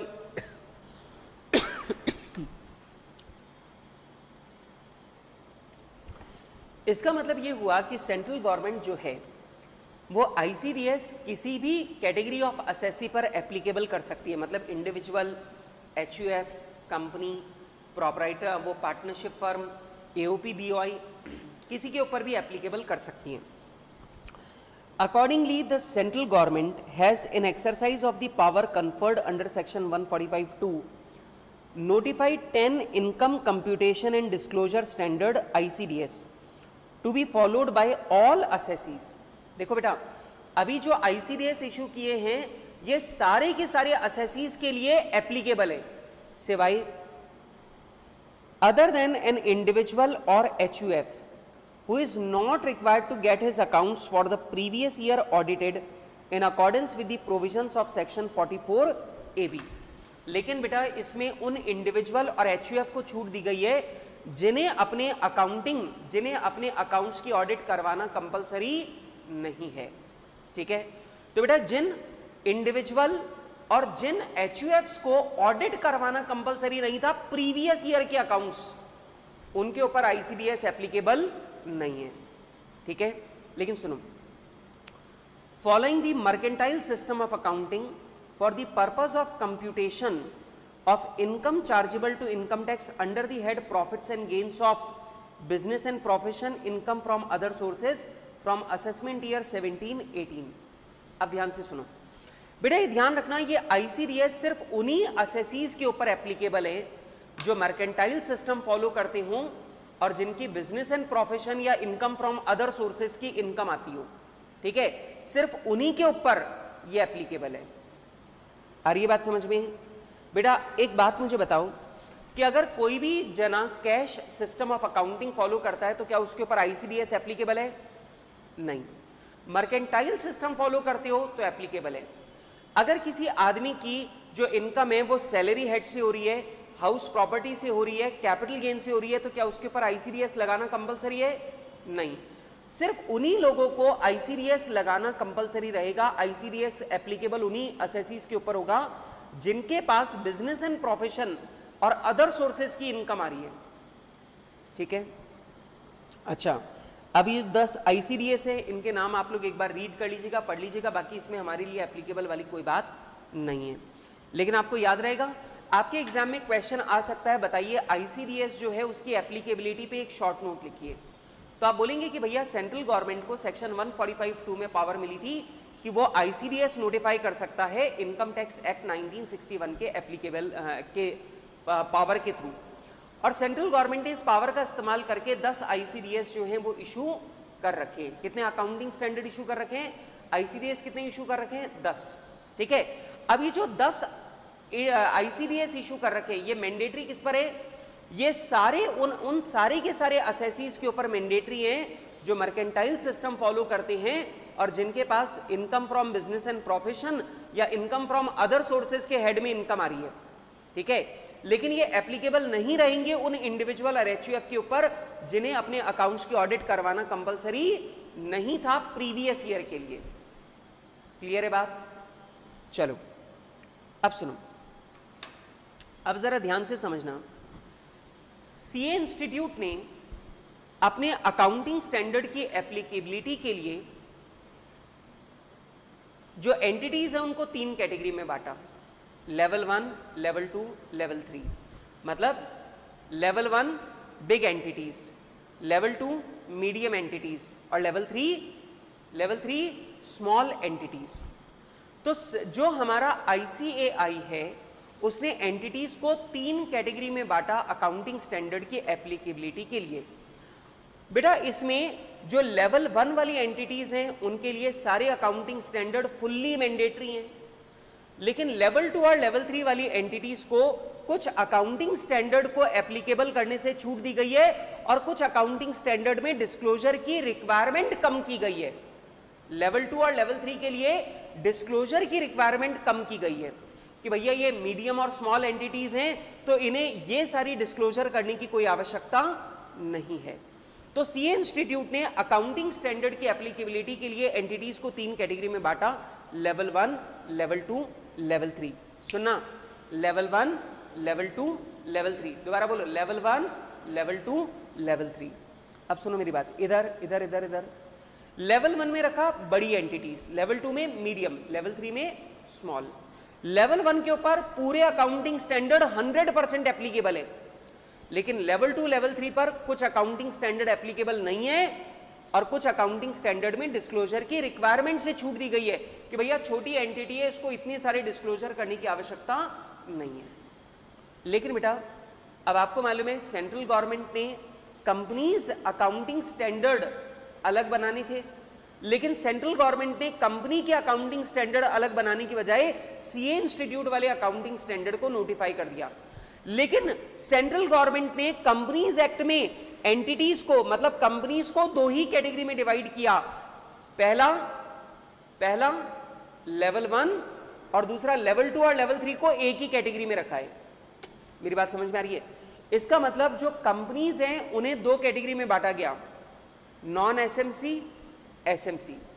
SMC मतलब small and medium companies, non SMC मतलब जो ना तो स्मॉल है ना मीडियम है, non small and medium entities मतलब ना तो स्मॉल है ना मीडियम है, मतलब लार्ज कंपनीज, बड़ी कंपनीज। तो सीए जो कंपनीज एक्ट है इसमें कंपनीज को 2 कैटेगरी में बांटा गया है, नॉन एसएमसी और एसएमसी। नॉन एसएमसी कौन सी है?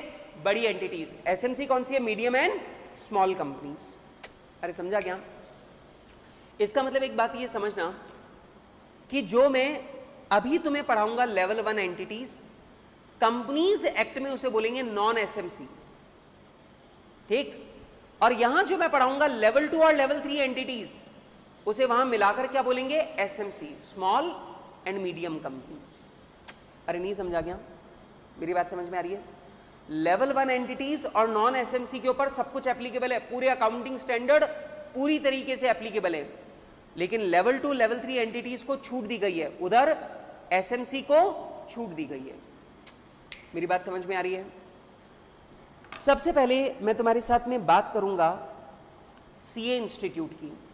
अच्छा एक बात हो, कंपनीज के लिए तो कंपनीज अकाउंटिंग स्टैंडर्ड रूल है, तो सीए इंस्टीट्यूट वाले रूल किसके ऊपर एप्लीकेबल है? नॉन कंपनी के ऊपर। तो ध्यान से पढ़ो क्या लिखा है। Criteria for classification of non corporate entities as decided by ICAI. बेटा आईसीएआई ने सिर्फ नॉन कॉर्पोरेट एंटिटी को क्लासिफाई क्यों किया? क्योंकि कॉर्पोरेट एंटिटी को क्लासिफाई करने का अधिकार किसके पास है? कंपनीज एक्ट के पास में। पक्का? अब सुनो, सबसे बड़ा लेवल 1 एंटिटीज। बेटा लेवल 1 एंटिटीज का मतलब है सीए इंस्टीट्यूट की नजर में ये लार्ज एंटिटीज हैं, ये बड़ी एंटिटीज हैं और इन्हें अकाउंटिंग स्टैंडर्ड का पालन करने से किसी भी प्रकार की छूट नहीं मिलनी चाहिए। अरे समझा क्या? अब जरा सुनो, non corporate entities which fall in any one or more of the following categories at the end of the relevant accounting period are classified as level 1 entities. अब ध्यान से समझना बेटा, आप लेवल 1 एंटिटी में हूं, लेवल 2 एंटिटी में हूं या लेवल 3 एंटिटी में हूं, ये साल के आखिरी दिन पर देखा जाएगा। मतलब क्या कह रहा है? ये कह रहा है साल के आखिरी दिन पर हम चेक करेंगे कि अगर आपने इन 5 कंडीशन में से अगर आप किसी भी कंडीशन को फुलफिल कर रहे हो, एक या एक से अधिक, अगर एक भी कंडीशन को फुलफिल कर रहे हो तो आप लेवल 1 एंटिटी माने जाओगे।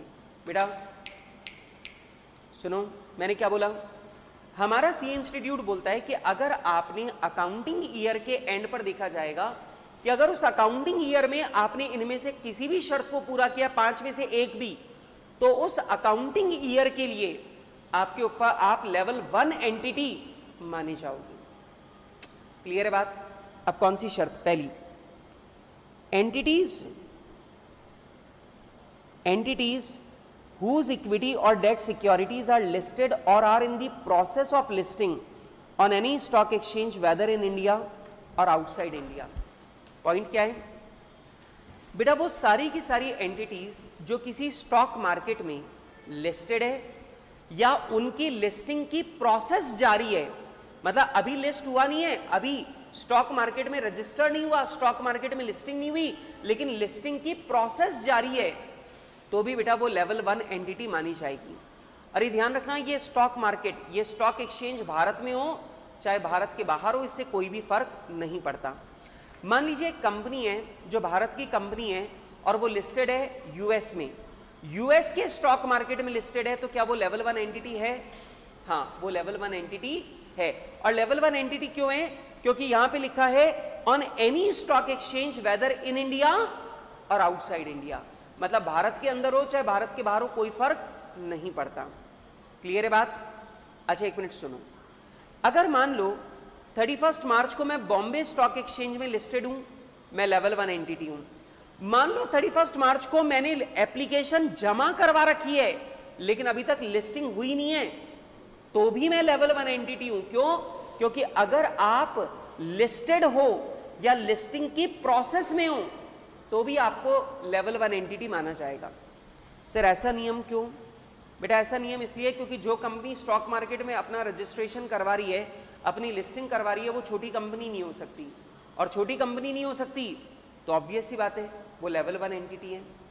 नंबर 2, जितने भी बैंक्स हैं, banks including cooperative banks, financial institution or entities carrying on insurance business. बेटा जितने भी बैंक्स हैं, जितनी भी एनबीएफसीज हैं और जितनी भी इंश्योरेंस कंपनीज हैं, बेटा वो सारी की सारी लेवल 1 एंटिटी मानी जाएंगी। मतलब अगर आपसे पूछा जाए एसबीआई लेवल 1 एंटिटी है, Punjab national bank level 1 entity है, आईसीआईसीआई लेवल 1 एंटिटी है, ठीक है, ओरिएंटल इंश्योरेंस लेवल 1 एंटिटी है, ठीक है, कोई भी एनबीएफसी है, कोई भी एनबीएफसी है, जैसे HDFC housing finance private limited, वो हाउसिंग फाइनेंस लिमिटेड, तो एचडीएफसी लिमिटेड जो है वो भी क्या है, वो एनबीएफसी है, वो भी लेवल 1 एंटिटी है। लिखा ना बेटा फाइनेंशियल इंस्टीट्यूशंस, ठीक है। तो बेटा जो भी हमारे बैंक से जितने भी फाइनेंशियल इंस्टीट्यूशन हैं, जैसे आरएफसी, रिको, तो जितने भी फाइनेंशियल इंस्टीट्यूशंस हैं वो, और जितनी भी हमारी इंश्योरेंस कंपनी है वो लेवल 1 एंटिटी मानी जाएंगी, क्योंकि ऑब्वियस बात है ये बिजनेस कोई छोटी मोटी कंपनी कर ही नहीं सकती, ये सिर्फ बड़ी कंपनी ही कर सकती है, ठीक है। ऑल कॉमर्शियल, देखो ये क्या बोल रहा है, all commercial, industrial and business, मतलब इसने सबको कवर कर लिया।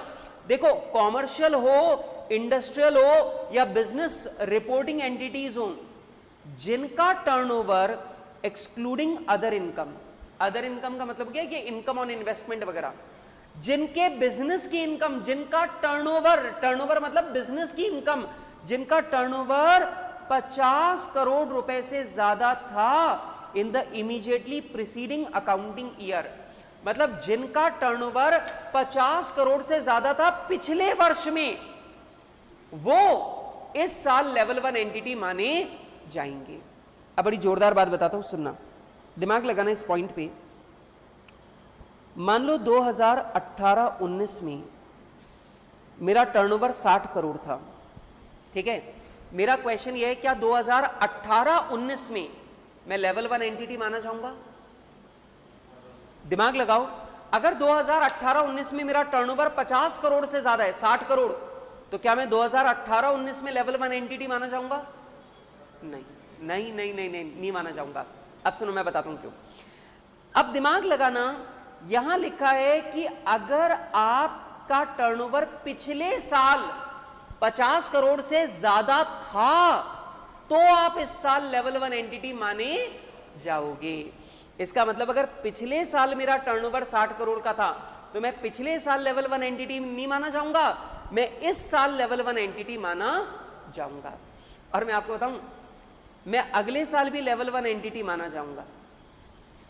सर ऐसा क्यों? क्योंकि आगे मैं नियम तुमको बताऊंगा। हमारे नियम कहते हैं अगर आप पिछले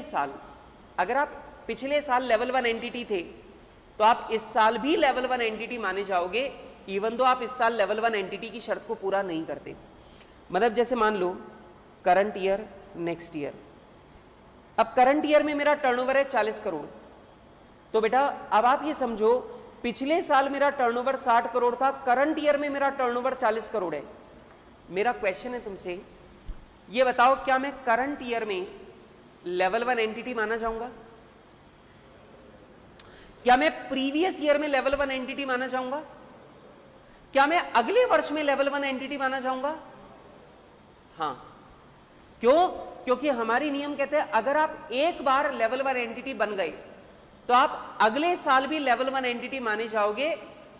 समझ लो, भले ही आपने इस साल शर्त पूरी ना की हो। मतलब इस साल मेरा टर्नओवर 40 करोड़ है, मैं शर्त पूरी नहीं कर रहा 50 करोड़ वाली, तो भी अगले साल मैं लेवल 1 एंटिटी माना जाऊंगा। लेकिन सुनो, अब अगर अगले साल मेरा टर्नओवर हुआ 30 करोड़ तो ध्यान रखना अब मैं लेवल 1 एंटिटी नहीं माना जाऊंगा। अरे समझ में आ रहा है क्या? मतलब लगातार 2 वर्षों तक जब मेरा टर्नओवर 50 करोड़ के नीचे जाएगा ना, तब जाकर के मैं लेवल 1 एंटिटी से बाहर आऊंगा। खैर, अब आप मुझे ये बताओ, बात समझ में आ रही है? क्या लिखा हुआ है? लिखा हुआ है भाई, अगर हमारा पिछले साल का टर्नओवर अदर इनकम को छोड़कर 50 करोड़ से ज्यादा है तो आप इस साल क्या माने जाओगे? Level 1 entity. आगे सुनो, all commercial, industrial and business reporting entities having borrowings including public deposit in excess of rupees 10 crore at any time during the immediately preceding accounting year। देखो बेटा, इन दोनों सेंटेंसेस में अगर आप फर्क देखो तो यहां ऊपर वाले में एट एनी टाइम लिखा हुआ नहीं था। हाँ जी, पॉइंट नंबर 3 और पॉइंट नंबर 4 में देखो एट एनी टाइम लिखा हुआ नहीं था, जो यहां लिखा हुआ है। अब सुनो ये क्या कह रहा है, सवाल कर रहा है जितनी भी कॉमर्शियल, इंडस्ट्रियल या बिजनेस एंटिटीज हैं, सुनो बिजनेस एंटिटीज हैं, अगर उनकी बोरोइंग्स इंक्लूडिंग पब्लिक डिपॉजिट, अब बेटा पब्लिक डिपॉजिट वैसे बोरोइंग नहीं होती, लेकिन ये बोल रहा है बोरोइंग के अंदर पब्लिक डिपॉजिट भी इंक्लूड करो। अगर ये बोरोइंग और पब्लिक डिपॉजिट मिलाकर अगर 10 करोड़ से ज्यादा है पूरे साल में किसी भी दिन, एक दिन के लिए भी, तो आप इस साल लेवल 1 एंटिटी माने जाओगे। बात करंट ईयर की नहीं हो रही, लास्ट ईयर की हो रही है। मतलब पिछले साल, पूरे साल भर में किसी भी दिन, किसी भी समय अगर आपकी डिपॉजिट और बोरोइंग मिलाकर 10 करोड़ से ज्यादा थी, तो आप इस साल क्या माने जाओगे, लेवल 1 एंटिटी माने जाओगे। क्लियर है बात? And last, holding and subsidiary of any one of the above. बेटा अगर किसी लेवल 1 एंटिटी की आप होल्डिंग कंपनी हो या लेवल 1 एंटिटी की सब्सिडियरी हो, तो भी आप लेवल 1 एंटिटी माने जाओगे। आ रही है मेरी बात समझ में? अगर आप लेवल 1 एंटिटी की होल्डिंग हो या लेवल 1 एंटिटी की सब्सिडियरी हो, तो आप भी लेवल 1 एंटिटी माने जाओगे। आ रही है मेरी बात समझ में? जरा एक बार मेरे साथ में फटाफट से रिवाइज करो, मुझे बताओ। लेवल 1 एंटिटीज में अपन लार्ज एंटिटीज को रखते हैं। लार्ज एंटिटीज में क्या क्या इंक्लूड होंगे? सबसे पहली बात कि अगर आपके शेयर या आपका डेट अगर किसी स्टॉक मार्केट में लिस्टेड है या लिस्टिंग की प्रोसेस में है, ये पॉइंट करंट ईयर के लिए है, ये लास्ट ईयर के लिए नहीं है, ये करंट ईयर के लिए है। करंट ईयर में अगर आपका शेयर या आपका डिवेंचर अगर किसी स्टॉक मार्केट में लिस्टेड है या लिस्टिंग की प्रोसेस चल रही है, तो आप लेवल 1 एंटिटी माने जाओगे। नंबर 2, जितनी भी बैंकिंग कंपनीज हैं, जितनी भी इंश्योरेंस कंपनीज हैं, जितने भी फाइनेंशियल इंस्टीट्यूशंस हैं, वो सब लेवल 1 एंटिटीज माने जाएंगे। नंबर 3, बेटा यदि आपका पिछले साल का टर्नओवर, अदर इनकम को छोड़कर आपका टर्नओवर अगर 50 करोड़ से ज्यादा था, तो आप लेवल 1 एंटिटी माने जाओगे।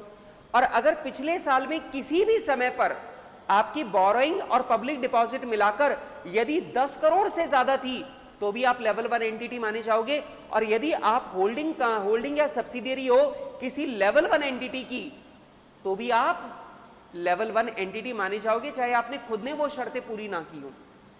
अरे समझ में आ रहा है? अच्छा आगे सुनो। अब दूसरी रेंज बनती है लेवल 2 एंटिटीज। बेटा लेवल 2 एंटिटीज का मतलब क्या? मीडियम। लेवल 2 एंटिटीज का मतलब medium size entities. Medium size entities. अब सुनो, नॉन कॉर्पोरेट एंटिटीज। और नॉन कॉर्पोरेट क्यों? बेटा क्योंकि कॉर्पोरेट एंटिटी के नियम तो कंपनीज एक्ट में बनेंगे ना, ये तो सीए इंस्टीट्यूट वाले नियम है। ये किसके ऊपर है? नॉन कॉर्पोरेट एंटिटीज के ऊपर। Which are not level 1 entities but fall in any one or more of the following categories are classified as level 2 entities. ये बोल रहा है वो नॉन कॉर्पोरेट एंटिटी जो लेवल 1 एंटिटी नहीं बन पाई, ठीक है, लेकिन अब अगर वो इनमें से किसी भी शर्त को पूरा कर दे, तो वो लेवल 2 एंटिटी कहलाएगी। अब आप बोलेंगे सर कौन सी शर्तें? पहला, अब बेटा वो स्टॉक मार्केट में अगर लिस्टेड होती या लिस्टिंग की प्रोसेस चल रही होती तो लेवल 1 हो जाती, तो लेवल 2 में तो वो पॉइंट होएगा ही नहीं। अब आ जाओ, अच्छा अगर बैंकिंग कंपनी है, इंश्योरेंस कंपनी है, फाइनेंशियल इंस्टीट्यूशन है, तो भी लेवल 1 हो जाती, वो भी यहां पे नहीं आएगा। अब तीसरे पॉइंट से देखो, टर्नओवर वाला पॉइंट और बोरोइंग वाला पॉइंट, तो जरा सुनो। All commercial, industrial and business reporting entities whose turnover excluding other income exceeds rupees 1 crore but does not exceed rupees 50 crore in the immediately preceding accounting year। अगर आपका turnover पिछले साल का टर्नओवर 1 करोड़ या उससे ज्यादा है, 1 करोड़ से ज्यादा है, लेकिन 50 करोड़ से ज्यादा नहीं है, क्योंकि 50 करोड़ से ज्यादा हो जाता तो आप लेवल 1 एंटिटी हो जाते, तो 1 करोड़ से ज्यादा है लेकिन 50 करोड़ से कम है, तो बेटा आप क्या हो, लेवल 2 एंटिटी। नंबर 2, बेटा वहां पे टर्नओवर की लिमिट क्या थी, 50 करोड़। अच्छा, बोरोइंग की लिमिट क्या थी लेवल 1 में, 10 करोड़। अब सुनो, all commercial, industrial and business reporting entities having borrowings including public deposit in excess of rupees 1 crore but not in excess of rupees 10 crore at any time during the immediately preceding accounting year। ये बोल रहा है यदि आपकी borrowing और public deposit मिलाकर अगर 1 करोड़ से ज्यादा है लेकिन 10 करोड़ से ज्यादा नहीं है, तो फिर आप क्या हो, लेवल 2 एंटिटी। मेरी बात समझ में आ रही है बेटा? टर्नओवर की लिमिट भी 1 करोड़ और बोरोइंग की लिमिट भी 1 करोड़। यदि आपका टर्नओवर या आपकी बोरोइंग अगर 1 करोड़ से ज्यादा है तो फिर आप लेवल 2 एंटिटी हो, और अगर 10 करोड़ और 50 करोड़ से ज्यादा है तो आप लेवल 1 एंटिटी हो। नहीं आया समझ में? अच्छा, इसके अलावा यदि आप लेवल 2 एंटिटी की होल्डिंग हो या सब्सिडियरी हो तो आप भी लेवल 2 एंटिटी माने जाओगे। नहीं आया समझ में? अगर आप लेवल 1 एंटिटी की होल्डिंग हो या लेवल 2 एंटिटी की होल्डिंग हो या लेवल 2 एंटिटी की सब्सिडियरी हो तो आप भी लेवल 2 एंटिटी माने जाओगे, भले ही आपने शर्त पूरी ना भी की हो। ठीक है, इसका मतलब लेवल 1 में कितने पॉइंट थे, 5, लेवल 2 में कितने पॉइंट है, 3। ठीक, इसका मतलब अगर आप ज्यादा माल बेच दोगे तो भी लेवल 1 कहलाओगे, ज्यादा उधार ले लोगे तो भी लेवल 1 कहलाओगे। ठीक है, आगे सुनो। लेवल 3 एंटिटीज में सिंपल सी बात है, जो लेवल 1 नहीं है, जो लेवल 2 नहीं है, वो लेवल 3 है। मतलब आप स्टॉक मार्केट में लिस्टेड नहीं हो, आप बैंकिंग कंपनी, फाइनेंशियल इंस्टीट्यूशन या इंश्योरेंस कंपनी नहीं हो, आपका टर्नओवर 1 करोड़ से भी कम है, आपकी बोरोइंग 1 करोड़ से भी कम है, और आप किसी लेवल 1 या लेवल 2 एंटिटी की ना तो होल्डिंग हो ना सब्सिडियरी हो, तो फिर आप क्या हो, लेवल 3 एंटिटीज। और लेवल 3 एंटिटी बोले तो small size entity, small size entity. तो बेटा सीए इंस्टीट्यूट ने नॉन कॉर्पोरेट एंटिटीज को 3 कैटेगरी में बांटा है, large, medium, small, level 1, level 2, level 3। अरे समझा क्या, लेवल 1, लेवल 2, लेवल 3। क्लियर है बात? अच्छा, अब कुछ खास बातें ध्यान से सुनना, एडिशनल पॉइंट्स। हमारे इंस्टीट्यूट ने कुछ बातें और क्लैरिफाई की हैं इनके बारे में। An SME which does not disclose certain information pursuant to the exemption or relaxation given to it should disclose by way of a note to its financial statement the fact that it is an SME and has complied with accounting standards insofar as they are applicable to the entities falling in level 2 or level 3 as the case may be। ये कह रहा है, मान लो आप level 2 या level 3 entity हो और आपने किसी एग्जाम्पशन का फायदा उठाया, तो नोट्स टू अकाउंट्स में आपको लिखना पड़ेगा कि भाई साहब मैं लेवल 2 एंटिटी हूं, मैं लेवल 3 एंटिटी हूं, इसलिए मैंने अकाउंटिंग स्टैंडर्ड पूरा फॉलो नहीं किया, मैंने एग्जाम्पशन का लाभ उठाया है। इसका मतलब यदि आप लेवल 2 और लेवल 3 एंटिटी में होने पर एग्जाम्पशन का फायदा उठा रहे हो तो आपको ये बात अपने अकाउंट, आपको नोट्स टू अकाउंट्स में लिखनी पड़ेगी। ठीक है sir? Where an entity being covered in level 2 or level 3 entity had qualified for any exemption or relaxation previously but no longer qualifies for the relevant exemption or relaxation in the current accounting period, the relevant accounting requirement become applicable from the current period and the figures for the corresponding period of the previous accounting period need not be revised merely by the reason of its having ceased to be covered in level 2 and level 3 entities as the case may be. The fact that entity was covered in level 2 and level 3 as the case may be in the previous period and it had availed the exemption or relaxation available to that level of entity should be disclosed in the notes to accounts of the financial statement। Sir इस बात का क्या मतलब है, पूरी बात का? बेटा इस बात का मतलब ये है कि मान लीजिए अगर आपने पिछले साल लेवल 2 और लेवल 3 में थे और अब की बार आप लेवल 1 में आ गए, तो ऑब्वियस बात है इस साल का जो फाइनेंशियल स्टेटमेंट है वो तो लेवल 1 के अकॉर्डिंग बनेगा, और पिछले साल वाला लेवल 2 लेवल 3 के नियमों के अकॉर्डिंग बना हुआ है, हाँ कि ना? पिछले साल आपने लेवल 2 लेवल 3 की एग्जाम्शन लेकर फाइनेंशियल स्टेटमेंट बनाया था, लेकिन अब की बार आप लेवल 1 में आ गए तो आपकी सारी एग्जाम्शन खत्म हो गई और आपको पूरे अकाउंटिंग स्टैंडर्ड के नियम फॉलो करने पड़े। अब आपको मालूम है जब अपन P&L या बैलेंस शीट बनाएंगे तो अपने P&L और बैलेंस शीट में दो कॉलम रहेंगे, एक प्रीवियस ईयर का, एक करंट ईयर का। बोलो हाँ कि ना? तो हमारा ये नियम कहता है कि आपको प्रीवियस ईयर वाले फिगर बदलने की जरूरत नहीं है भाई। पिछले साल आपको लेवल 2 या लेवल 3 वाली एग्जाम्शन मिल रही थी तो आपने पिछले साल के जो फिगर लिखे वो लेवल 2 और लेवल 3 की एग्जाम्शन के मुताबिक है, आपको उन्हें बदलने की जरूरत नहीं है। हाँ, करंट ईयर वाला जो डेटा है वो लेवल 1 के अकॉर्डिंग आपको लिखना है। मेरी बात आ रही है समझ में? मेरा पॉइंट समझ में आ रहा है?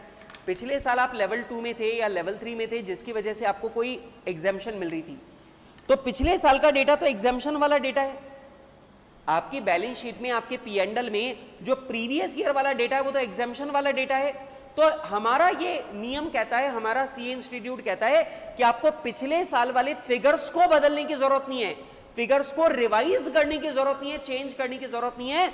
आप तो करंट ईयर वाली जो फिगर्स हैं वो लेवल 1 वाले लिखना, लेवल 1 एंटिटी के मुताबिक लिखना। लेकिन अब ये तो गड़बड़ हो जाएगी ना, ये तो एग्जाम्शन वाला डेटा है, ये बिना एग्जाम्शन वाला डेटा है, तो पढ़ने वाले को गलत अंडरस्टैंडिंग आ सकती है। तो हमारे इंस्टीट्यूट ने बोला कि फाइनेंशियल स्टेटमेंट पढ़ने वाले को गलत अंडरस्टैंडिंग ना आ जाए, इसलिए आप ये बात नोट्स टू अकाउंट्स में डिस्क्लोज कर देना कि पिछले साल हम लेवल 2 या लेवल 3 एंटिटी थे, हमने पिछले साल एग्जाम्शन का फायदा उठाया है, इस साल हम एग्जाम्शन का फायदा नहीं उठा पा रहे क्योंकि हम लेवल 1 एंटिटी में आ गए। ये बात आपको आपके नोट्स टू अकाउंट्स में डिस्क्लोज करनी पड़ेगी। मतलब पिछले साल का डेटा बदलने की जरूरत नहीं है, बस आप बात को डिस्क्लोज कर दो, दैट्स इट। अच्छा, where an entity has been covered in level 1 and subsequently ceases to be so covered, the entity will not qualify for the exemption or relaxation available to the level 2 entity until the entity ceases to be covered in level 1 for 2 consecutive years. Similarly, in respect of entity which has been covered in level 1 or level 2 subsequently gets covered in level 3. मेरी बात आ रही है समझ में? मतलब आप level 1 entity में थे, अब आप लेवल 2 एंटिटी या लेवल 3 एंटिटी में चले गए, तो ध्यान रखना आपको लेवल 2 और लेवल 3 वाली एग्जाम्शन नेक्स्ट ईयर में नहीं मिलेगी, नेक्स्ट टू नेक्स्ट ईयर में मिलेगी। नहीं आया समझ में? मतलब जैसे मान लो आप 2019-20 में लेवल 1 में थे, 2021 में आप लेवल 2 या लेवल 3 में चले गए, ठीक है? 21-22 में आप लेवल 2 या लेवल 3 में हो। सुनो मेरी बात, तो पॉइंट ये है, अगर आप 19-20 में लेवल 1 में थे तो ध्यान रखना अगले साल 20-21 में आप लेवल 2 या लेवल 3 में अगर चले भी गए तो भी आपको लेवल 2 और लेवल 3 की एग्जाम्शन नहीं मिलेगी। आ रही बात समझ में? आपको लेवल 2 और लेवल 3 वाली एग्जाम्शन मिलेगी 21-22 में। अरे बात आ रही है समझ में? मेरी बात आ रही है समझ में? मतलब यदि पिछले साल आप लेवल 1 एंटिटी थे और इस साल आप लेवल 2 एंटिटी या लेवल 3 एंटिटी बन गए हो तो भी आपको लेवल 2 लेवल 3 की एग्जाम्शन इस साल नहीं मिलेगी, अगले साल से मिलेगी। नहीं आया समझ में? अरे मेरी बात समझ में आ रही है? अब सुनो सुनो सुनो सुनो, अब इंस्टीट्यूट के सामने एक मजेदार क्वेश्चन आया कि सर मान लो अगर मैं पहले साल लेवल 19-20 में लेवल 1 एंटिटी था, 20-21 में मैं लेवल 2 लेवल 3 बन गया, अब 21-22 में मैं वापस लेवल 1 एंटिटी बन गया, तो क्या 21-22 में मेरे को एग्जाम्शन मिलेगी या नहीं मिलेगी? नहीं मिलेगी। सीए इंस्टीट्यूट ने क्लैरिफाई किया, लगातार 2 वर्षों तक आपको लेवल 2 और लेवल 3 एंटिटी में रहना होगा, तब जाकर के आपको एग्जाम्शन मिलेगी, वरना नहीं मिलेगी। अरे समझ में आ रहा है? मतलब आप बात को समझो, यहां पर आप ये नहीं बोल सकते सर पिछले साल मैं लेवल 2 लेवल 3 एंटिटी था, अब के साल भले ही मैं लेवल 1 बन गया हूं, पर पिछले साल तो लेवल 2 और लेवल 3 था, तो मुझे इस साल एग्जामिशन मिलनी चाहिए नहीं। लगातार 2 वर्षों तक जब आप लेवल 2 या लेवल 3 में फॉल करोगे ना, तो आपको एग्जामिशन मिलेगी, वरना नहीं मिलेगी। देखो ये क्या लिखा हुआ है, देखो ये कह रहा है यहां पे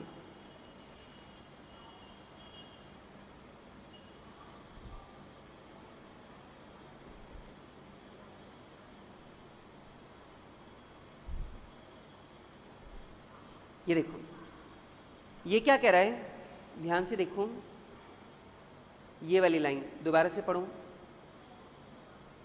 क्या कह रहा है, where an entity has been covered in level 1 and subsequently ceases to be so covered, the entity will not qualify for exemption or relaxation available to level 2 entity until the entity ceases to be covered in level 1 for 2 consecutive years।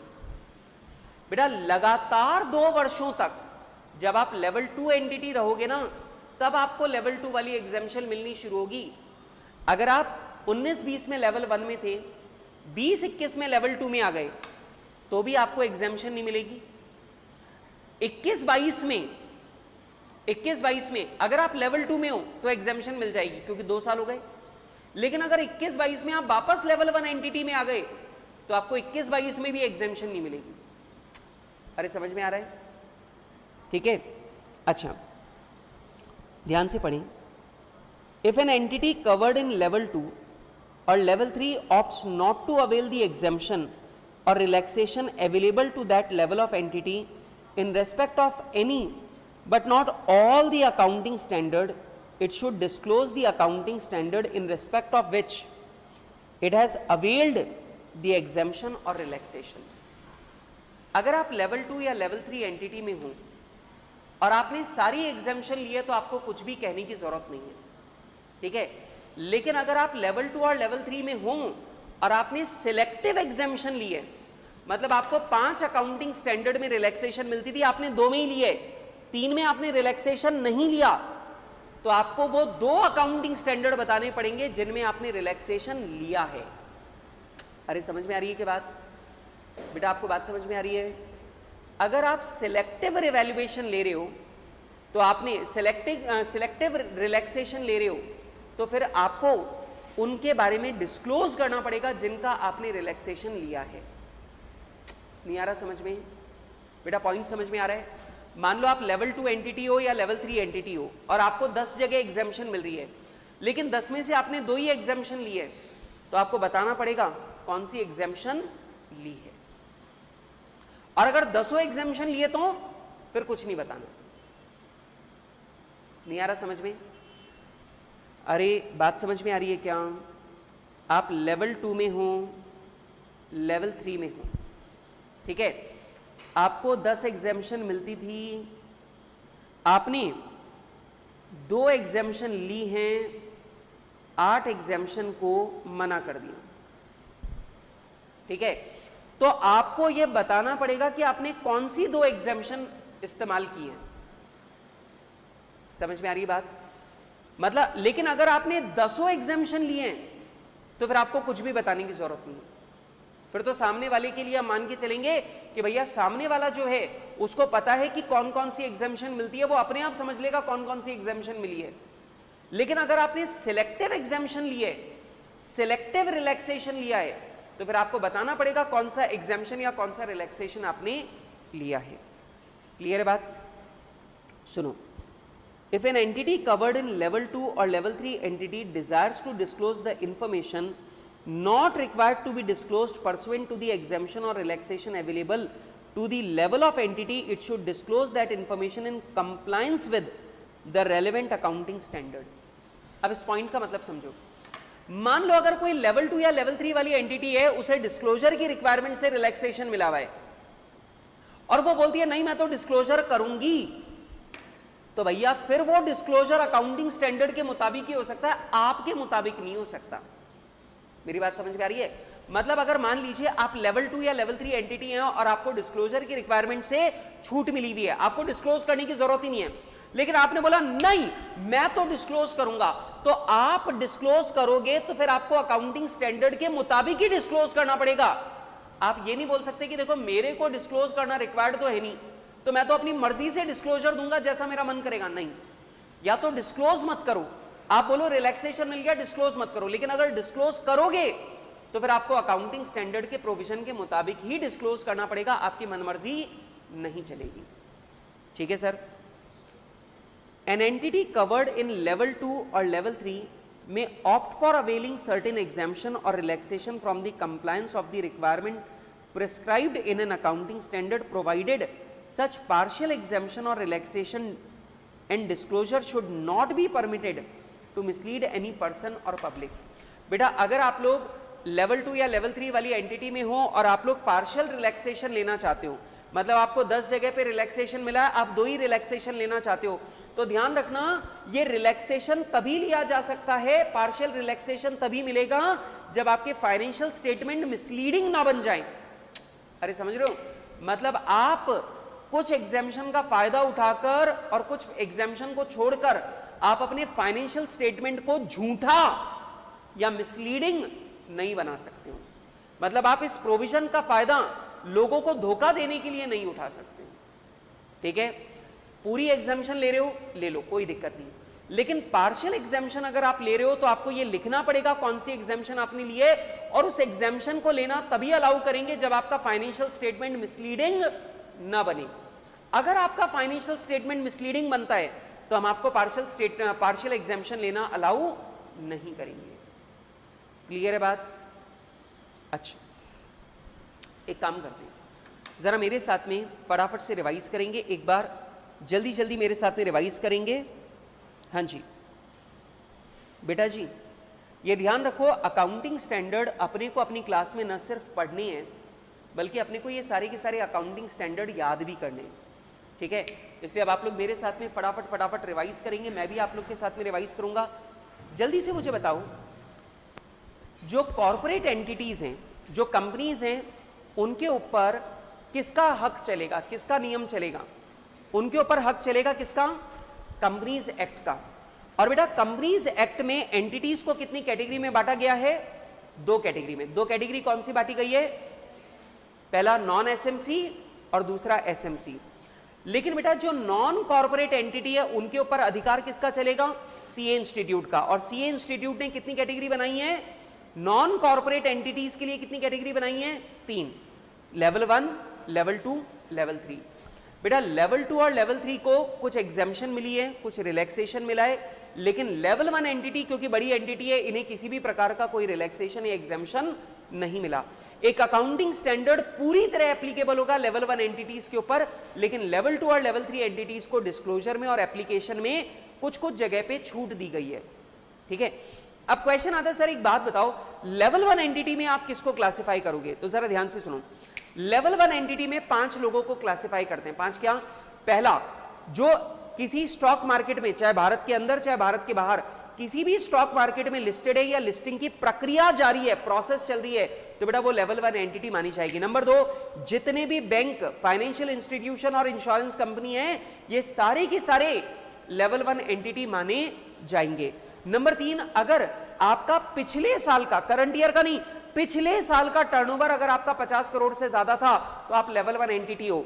अगर आपका पिछले साल की borrowing और public deposit मिलाकर यदि 10 करोड़ से ज्यादा थी पिछले साल में किसी भी दिन पर, तो बेटा वो क्या माना जाएगा? Level 1 entity. एंड लास्ट, अगर आप लेवल 1 एंटिटी की होल्डिंग हो या सब्सिडियरी हो तो आप भी लेवल 1 एंटिटी ही माने जाओगे।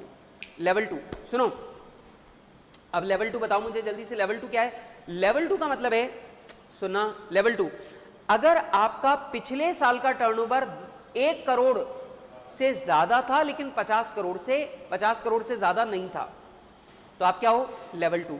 अगर आपकी बोरिंग और पब्लिक डिपॉजिट मिलाकर यदि पिछले वर्ष में किसी भी दिन पर 1 करोड़ से ज्यादा थी लेकिन 10 करोड़ से ज्यादा नहीं थी, तो आप क्या थे? Level 2 entity. और अगर आप लेवल 2 एंटिटी की होल्डिंग हो या सब्सिडियरी हो तो आप भी लेवल 2 एंटिटी हो। ठीक, और अगर आप लेवल 1 और लेवल 2 दोनों ही नहीं हो तो आप लेवल 3 एंटिटी हो। ठीक है, अब नियम ध्यान से सुनना, यहां पर हमने इसके साथ में कुछ और भी नियम पढ़े थे। सबसे पहली बात मैंने आपको बताया था कि अगर कोई भी एसएमई जो है, मतलब लेवल 1 या लेवल 2 या लेवल 3 एंटिटी है, वो अगर कोई भी एग्जाम्शन लेती है तो बेटा एग्जाम्शन अगर ले रही है तो उसको यहां पे अपने नोट्स टू अकाउंट्स में लिखना पड़ेगा कि भाई साहब मैं लेवल 2 एंटिटी हूं और लेवल 2 या लेवल 3 एंटिटी होने की वजह से मैंने एग्जाम्शन ली है, ये आपको लिखना पड़ेगा। नंबर 2, ध्यान से सुना, आप पार्शियल एग्जाम्शन ले सकते हो, लेकिन आपने अगर पार्शियल एग्जाम्शन लिए तो आपको लिखना पड़ेगा कि आपने कौन सी वाली एग्जाम्शन इस्तेमाल की है, ठीक है। नंबर 3, पार्शियल एग्जाम्शन लेना तभी अलाउड होगा जब आपका फाइनेंशियल स्टेटमेंट आपके पार्शियल एग्जाम्शन की वजह से मिसलीडिंग ना बन रहा हो। अगर पार्शियल एग्जाम्शन की वजह से आपका फाइनेंशियल स्टेटमेंट मिसलीडिंग बन रहा है तो ऐसी पार्शियल एग्जाम्शन हम आपको नहीं देंगे। क्लियर है बात? फिर इसके बाद में मैंने आपको बताया कि अगर आप पिछले साल लेवल 1 एंटिटी थे, इस साल लेवल 2 या लेवल 3 एंटिटी बने हो, तो भी आपको इस साल एग्जाम्शन नहीं मिलेगी। आपको एग्जाम्शन सिर्फ तभी मिल सकती है जब आप लेवल 2 या लेवल 3 एंटिटी लगातार 2 वर्षों तक रहो। तो लगातार 2 वर्षों तक जब आप लेवल 2 या लेवल 3 एंटिटी रहोगे तभी आपको लेवल 1 एंटिटी से मुक्ति मिलेगी, वरना लेवल 1 एंटिटी के लेवल 2 और लेवल 3 वाली एग्जाम्शन आपको नहीं मिलेगी। क्लियर है बात? अगर मैं पिछले साल लेवल 1 एंटिटी था, इस साल में लेवल 2 या लेवल 3 एंटिटी हूं, क्या मुझे एग्जाम्शन मिलेगी? नहीं मिलेगी। मैं इस साल भी लेवल 2 लेवल 3 एंटिटी हूं, अगले साल भी लेवल 2 लेवल 3 एंटिटी हूं, तो अगले साल मिलेगी, हां, ठीक है। लेकिन मान लो मैं पिछले साल लेवल 1 एंटिटी था, इस साल में लेवल 2 या लेवल 3 एंटिटी हूं, लेकिन अगले साल में वापस लेवल 1 एंटिटी बन गया, तो क्या अगले साल मुझे एग्जाम्शन मिलेगी? नहीं, क्योंकि लगातार 2 वर्षों तक आपको लेवल 1 अवॉइड करना पड़ेगा, तभी आपको एग्जाम्शन मिलेगी, अदरवाइज आपको नहीं मिलेगी। क्लियर है मेरी बात? क्लियर है मेरी बात? इसके बाद अगर मान लो आप पिछले साल लेवल 2 या लेवल 3 एंटिटी थे, इस साल आप लेवल 1 एंटिटी बन गए, तो इस साल आपको कोई एग्जाम्शन नहीं मिलेगी।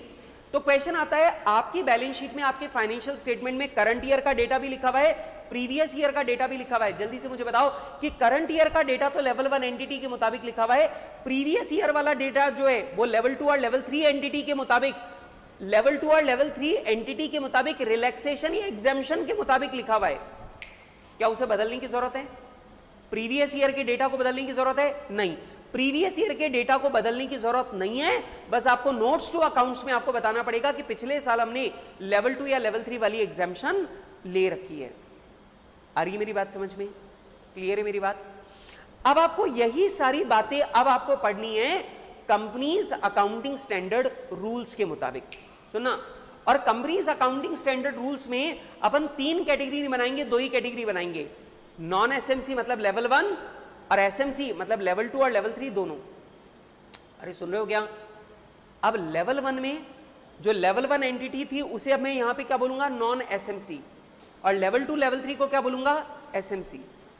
ठीक, अब जरा पॉइंट सुनो।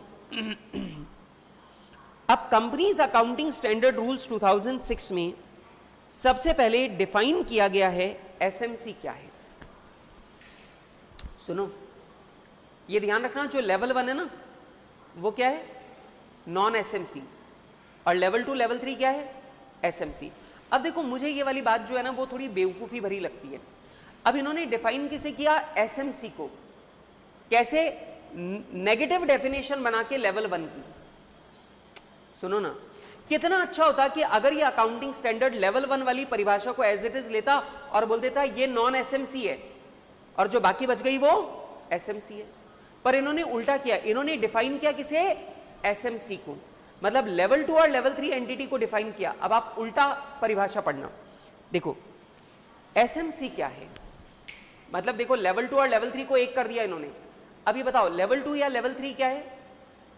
पहली condition, whose equity or debt securities are not listed or are not in the process of listing of any stock exchange in India or outside India। Point क्या निकला? अगर वो लिस्टेड है या लिस्टिंग की प्रोसेस में है तो लेवल 1 एंटिटी हो गया। तो इन्होंने उल्टा बोला, नहीं, ना तो वो लिस्टेड हो ना ही वो लिस्टिंग की प्रोसेस में हो, तो वो क्या है? SMC, small and medium company है। ठीक है। नंबर 2, लेवल 1 में क्या था? बैंकिंग, इंश्योरेंस या फाइनेंशियल इंस्टीट्यूशन हो। अब ये उल्टा बोलेगा, विच is not a bank, financial institution और अ इंश्योरेंस कंपनी। जो बैंक नहीं है, फाइनेंशियल इंस्टीट्यूशन नहीं है, इंश्योरेंस कंपनी नहीं है, तो वो क्या है? SMC, small and medium company. उल्टी डेफिनेशन चल रही है। अब बताओ वहां पे तीसरी शर्त क्या थी? टर्नओवर 50 करोड़ से ज्यादा हो। अब यहां पे क्या होगा? 50 करोड़ से ज्यादा नहीं हो। देखो, whose turnover excluding other income does not exceed ₹50 crore in the immediately preceding year। पिछले साल का टर्नओवर 50 करोड़ से ज्यादा नहीं है, क्योंकि 50 करोड़ से ज्यादा है तो लेवल 1 हो जाता, 50 करोड़ से कम है तो लेवल 2 लेवल 3 रहेगा। फिर अगला पॉइंट क्या था? बोरिंग। बोरिंग 10 करोड़ से ज्यादा है। यहां पे देखो उल्टा बोलेगा, which does not have borrowing including public deposit in excess of ₹10 crore at any time during the immediately preceding accounting year। मतलब पिछले साल में जो हमारा बोरोइंग है वो 10 करोड़ से ज्यादा नहीं है, तो बेटा ये क्या है? एसएमसी, मतलब लेवल 2 लेवल 3। और last condition, which is not a subsidiary or a holding of non SMC. Non SMC की ना तो होल्डिंग है ना सब्सिडियरी है, मतलब लेवल 1 एंटिटी की ना तो होल्डिंग है ना सब्सिडियरी है, तो वो क्या है? लेवल 2 लेवल 3, मतलब एसएमसी। तो इन्होंने क्या किया? जो लेवल 1 एंटिटी आईसीआई ने प्रिस्क्राइब की है उसकी नेगेटिव डेफिनेशन बना दी और बोला ये एसएमसी है, मतलब लेवल 2 लेवल 3 है, एसएमसी है। और नॉन एसएमसी क्या है? जो एसएमसी नहीं है वो नॉन एसएमसी है, मतलब जो छोटी कंपनी नहीं है वो बड़ी कंपनी है। लेकिन मैं आपको बताऊं, मुझे ऐसा लगता है कि ये जो परिभाषाएं इन्होंने बनाई, ये सारी की सारी परिभाषाएं इन्होंने नेगेटिव डेफिनेशन बना के कंफ्यूजन क्रिएट किया है। ये सीधी बात बोल सकते थे, भाई एसएमसी क्या है? वो जो लिस्टेड है। नॉन एसएमसी क्या है? जो लिस्टेड है या लिस्टिंग के प्रोसेस में है। नंबर 2, जो बैंक है, फाइनेंशियल इंस्टीट्यूशन है या इंश्योरेंस कंपनी है। नंबर 3, जिसका टर्नओवर 50 करोड़ से ज्यादा था पिछले साल, जिसकी बोरिंग एंड डिपॉजिट 10 करोड़ से ज्यादा थी किसी भी टाइम पर पिछले साल, या फिर इनकी होल्डिंग और सब्सिडियरी कंपनी। लेकिन उन्होंने ऐसा डिफाइन करना नहीं करा, इन्होंने लेवल 2 लेवल 3 जिसे हम लोग बोलते हैं एसएमसी, उसको नेगेटिव डेफिनेशन बना के डिफाइन किया। क्या एसएमसी क्या है? मतलब लेवल 2 लेवल 3 क्या है? एसएमसी क्या है? एसएमसी वो है जो ना तो लिस्टेड है ना लिस्टिंग की प्रोसेस में है। नंबर 2, जो ना तो बैंक है ना फाइनेंशियल इंस्टीट्यूशन है ना इंश्योरेंस कंपनी है। नंबर 3, वो एंटिटी जिसका टर्नओवर पिछले साल में 50 करोड़ से ज्यादा नहीं था। नंबर 4, वो एंटिटी जिसका टर्नओवर, जिसका बोरिंग इंक्लूडिंग पब्लिक डिपॉजिट पिछले साल में 10 करोड़ से ज्यादा नहीं था। And last last last last last जो इनकी होल्डिंग कंपनी एसएमसी की, नॉन एसएमसी की ना तो होल्डिंग है ना सब्सिडियरी है, वो क्या है? एसएमसी। आ रही है मेरी बात समझ में? बेटा इन्होंने रिवर्स डेफिनेशन काम में लिया। अच्छा, अब इन्होंने बेटा जो एडिशनल रूल्स बताए, वो एडिशनल रूल्स भी बिल्कुल सेम वही रूल्स हैं जो हमने अभी अभी पढ़े थे। कि भैया सिंपल सी बात है, अगर आपने कोई आप एसएमसी हो और आपने एग्जाम्शन या रिलैक्सेशन ली है, तो आपको ये बात नोट्स टू अकाउंट्स में लिखना पड़ेगा कि हमने एसएमसी वाली एग्जाम्शन ली है। अगर आपने पार्शियल एग्जाम्शन लिए, सुनो, अगर आपने पार्शियल एग्जाम्शन लिए तो आपको बताना पड़ेगा आपने कौन कौन सी एग्जाम्शन ली है। और पार्शियल एग्जाम्शन लेना सिर्फ तभी अलाउड है जब आपका फाइनेंशियल स्टेटमेंट मिसलीडिंग ना बन रहा हो। ठीक, क्लियर है यहां तक? फिर इसके बाद में बात है कि मान लीजिए अगर आप डिस्क्लोजर, अगर आपको रिलैक्सेशन मिली हुई है, डिस्क्लोजर करना आपके लिए जरूरी नहीं है, लेकिन फिर भी आप डिस्क्लोजर कर रहे हो, तो वो डिस्क्लोजर अकाउंटिंग स्टैंडर्ड के मुताबिक ही होना चाहिए। नहीं आया समझ में? याद है वाली बात? या तो डिस्क्लोजर करो ही मत, अगर करोगे तो अकाउंटिंग स्टैंडर्ड के मुताबिक करना पड़ेगा, मनचाहे तरीके से डिस्क्लोजर नहीं कर सकते। अगर आप पिछले साल नॉन एसएमसी थे तो आप, और इस साल आप एसएमसी बन गए हो, तो भी आपको एग्जाम्शन नहीं मिलेगी। आपको एग्जाम्शन तभी मिलेगी जब आप एसएमसी रहोगे लगातार 2 वर्षों तक। क्लियर है बात? पक्की बात? अगर आप पिछले साल एसएमसी थे, इस साल नॉन एसएमसी बन गए, तो पिछले साल का डेटा आपको चेंज करने की जरूरत नहीं है। लेकिन हां, इस साल का जो डेटा है, वो डेटा जो है वो नॉन एसएमसी के मुताबिक, बिना रिलैक्सेशन के मुताबिक बनेगा। और आपको नोट्स टू अकाउंट्स में ये बात लिखनी पड़ेगी कि पिछले साल हमने एग्जाम्शन ली थी और इस साल हमने एग्जाम्शन नहीं ली है। ठीक है? बेटा क्लियर है बात? सेम पॉइंट्स हैं जो हमने पहले पढ़े थे, वही सेम पॉइंट्स यहां पर कंपनीज अकाउंटिंग स्टैंडर्ड रूल्स 2006 में भी सेम वही के वही पॉइंट यहां पर दिए गए हैं। क्लियर बात? जल्दी मुझे बताओ, कोई दिक्कत? पक्का? चलो तो एक काम करते हैं, आइए बेटा अब अपने को क्वेश्चन करने, लेकिन क्वेश्चन करने से पहले मेरे साथ में एक बार फटाफट से ये सारी की सारी बातें रिवाइज करेंगे और रिवाइज करने के बाद में फिर हम लोग आगे क्वेश्चन करेंगे। ठीक है सर, कोई दिक्कत नहीं, आप करवाओ रिवाइज। सबसे पहला आप मुझे बताइए, भारत में अकाउंटिंग स्टैंडर्ड बनाने की पावर कितने लोगों के पास है? पहले ये बताओ। भारत में अकाउंटिंग स्टैंडर्ड बनाने की पावर 3 लोगों के पास है। वैसे तो जने 2 ही हैं, लेकिन पावर 3 तरीके से आ रही है। सबसे पहली पावर, अकाउंटिंग स्टैंडर्ड बोर्ड जो सीए इंस्टीट्यूट ने बना रखा है, गठित कर रखा है, वो भारत में अकाउंटिंग स्टैंडर्ड बनाने का काम कर सकता है। लेकिन ध्यान रखना, अकाउंटिंग स्टैंडर्ड जो आईसीआई इशू कर रहा है वो कभी भी किसी लॉ को ओवरराइड नहीं कर सकते। ठीक है, नंबर 2। दूसरा हमारे देश में पावर है कंपनीज एक्ट। कंपनीज एक्ट 2013 जो है उसमें सेक्शन 133 में सेंट्रल गवर्नमेंट को यह पावर दी गई है कि वो अकाउंटिंग स्टैंडर्ड नोटिफाई कर सकते हैं। अब सेक्शन 129 जो है वो सारी कंपनीज को बोलता है कि जो भी अकाउंटिंग स्टैंडर्ड सेंट्रल गवर्नमेंट ने नोटिफाई कर दिए वो आपको फॉलो करना कंपलसरी है। अगर आपने फॉलो नहीं किया तो आपको बताना पड़ेगा आपने क्या फर्क किया है, आपको बताना पड़ेगा आपने डिविएशन क्यों किया है, और आपको यह भी बताना पड़ेगा डिविएशन से आपके फाइनेंशियल स्टेटमेंट पर कितने अमाउंट का इफेक्ट पड़ रहा है, आपको यह भी बताना है। इसके अलावा सेक्शन 129 में चार्टर्ड अकाउंटेंट, कंपनी के ऑडिटर को भी यह रिस्पॉन्सिबिलिटी दी गई है कि उसे अपनी रिपोर्ट में मेंशन करना पड़ेगा कि सेक्शन 133 में जो नोटिफाइड अकाउंटिंग स्टैंडर्ड है वो फॉलो किए गए हैं या फॉलो नहीं किए गए हैं, कंपनी के द्वारा ये उसको बताना पड़ेगा। लेकिन ध्यान रखना, अगर किसी कंपनी के ऊपर कोई दूसरा कानून एप्लीकेबल है, जैसे इंश्योरेंस कंपनी के ऊपर इंश्योरेंस एक्ट लगता है, बैंकिंग कंपनी के ऊपर बैंकिंग रेगुलेशन एक्ट लगता है, इलेक्ट्रिसिटी कंपनी के ऊपर इलेक्ट्रिसिटी एक्ट लगता है, तो इन एंटिटीज के ऊपर जिनके ऊपर कोई दूसरा एक्ट भी एप्लीकेबल है और वो कंपनियां वो चीज डिस्क्लोज नहीं कर रही जो उनको उस एक्ट में डिस्क्लोज करने के लिए नहीं बोला गया है या डिस्क्लोज करने से मना किया गया है, तो ये अकाउंटिंग स्टैंडर्ड का वायलेशन नहीं माना जाएगा। नंबर 2, सेंट्रल गवर्नमेंट को सेक्शन 145(2) में भी पावर दी गई है इनकम टैक्स एक्ट 1961 से कि वो आईसीडीएस नोटिफाई कर सकता है, आईसीडीएस नोटिफाई कर सकता है सारे एसएससीज के ऊपर एप्लीकेबिलिटी के लिए। और बेटा हमारा जो सेंट्रल गवर्नमेंट है उसने इस पावर का इस्तेमाल करके कितने आईसीडीएस इशू किए हैं? 10। कितने आईसीडीएस नोटिफाई किए हैं? 10। लेकिन वो आईसीडीएस अपने को पढ़ने की जरूरत नहीं है, वो अपन सीए फाइनल में पढ़ेंगे डीटी के पेपर में। ठीक है, अब सुनो, ये ध्यान रखना, ये आईसीडीएस सारे एसएससीज के ऊपर एप्लीकेबल है जो मर्केंटाइल सिस्टम लगाते हैं और जिनके पास बिजनेस एंड प्रोफेशन या इनकम फ्रॉम अदर सोर्सेज की इनकम आ रही है, तो उनके ऊपर ये आईसीडीएस मैंडेटरी है, कंपलसरी है उनके लिए। लेकिन इंडिविजुअल और एचयूएफ को ये आईसीडीएस फॉलो करने की जरूरत नहीं है अगर उनको प्रीवियस ईयर के अकाउंट्स ऑडिट नहीं करवाने हैं तो अगर प्रीवियस ईयर के अकाउंट्स ऑडिटेबल नहीं है तो फिर उनके ऊपर आईसीडीएस एप्लीकेबल नहीं है। क्लियर है बात? जल्दी मुझे बताओ, क्लियर है बात?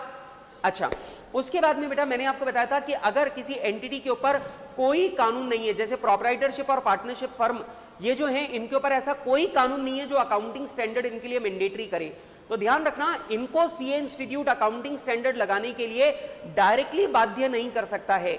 तो सीए इंस्टीट्यूट ने इनडायरेक्टली इनके ऊपर प्रेशर बनाया। कैसे?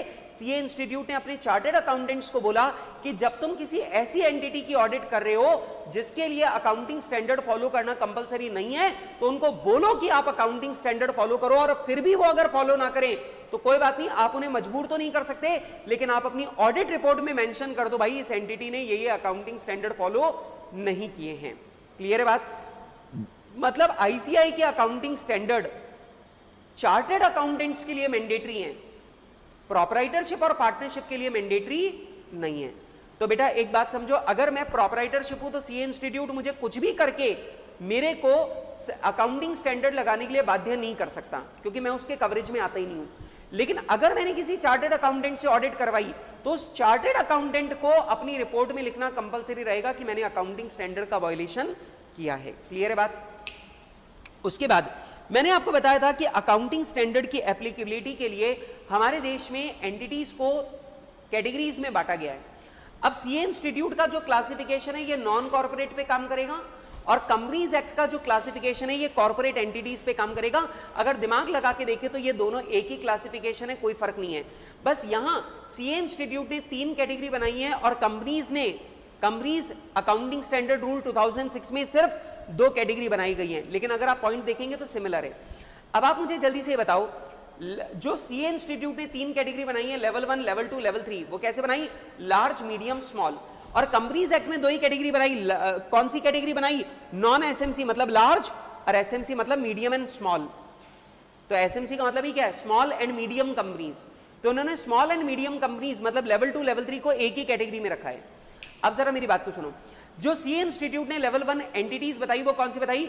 या तो आप लिस्टेड हो या लिस्टिंग की प्रोसेस में हो, या तो आप बैंक हो, फाइनेंशियल इंस्टीट्यूशन हो या इंश्योरेंस कंपनी हो, या फिर आपका टर्नओवर पिछले साल का टर्नओवर 50 करोड़ से ज्यादा था, या फिर पिछले साल आपकी बोरिंग और डिपॉजिट 10 करोड़ से ज्यादा थी, या फिर आप किसी लेवल 1 एंटिटी की होल्डिंग या सब्सिडियरी हो, तो आप भी लेवल 1 एंटिटी माने जाओगे। ये ध्यान रखना, 5 शर्तें पूरी होना जरूरी नहीं है, 5 में से एक भी शर्त अगर पूरी हो गई तो आप लेवल 1 एंटिटी कहलाओगे।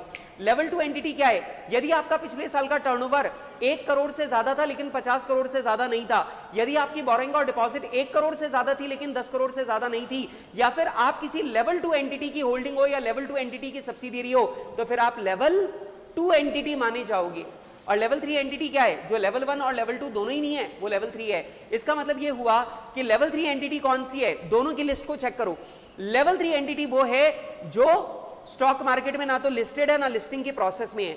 नंबर 2, ना तो बैंक है, ना इंश्योरेंस कंपनी है, ना फाइनेंशियल इंस्टीट्यूशन है। नंबर 3, ना तो आपका टर्नओवर 50 करोड़ से ज्यादा है, ना आपका टर्नओवर 1 करोड़ से ज्यादा है। तो भैया अगर मैं सिर्फ ये बोल दूं आपका टर्नओवर 1 करोड़ से ज्यादा नहीं है, तो 50 करोड़ वाली बात ऑटोमेटिकली कवर हो गई। तो लेवल 3 क्या है? अगर आपका टर्नओवर 1 करोड़ से ज्यादा नहीं है, अगर आपकी बोरिंग 1 करोड़ से ज्यादा नहीं है, अगर आप किसी लेवल 1 या लेवल 2 एंटिटी की होल्डिंग या सब्सिडियरी नहीं हो, तो आप क्या हो? Level 3 entity. अरे समझ में आ रहा है क्या? अब कंपनीज एक्ट वालों ने बोला नहीं नहीं नहीं नहीं नहीं, हम कुछ नया बनाएंगे। अब कंपनीज अकाउंटिंग स्टैंडर्ड रूल 2006 में 2 कैटेगरी बनाई, non SMC, SMC.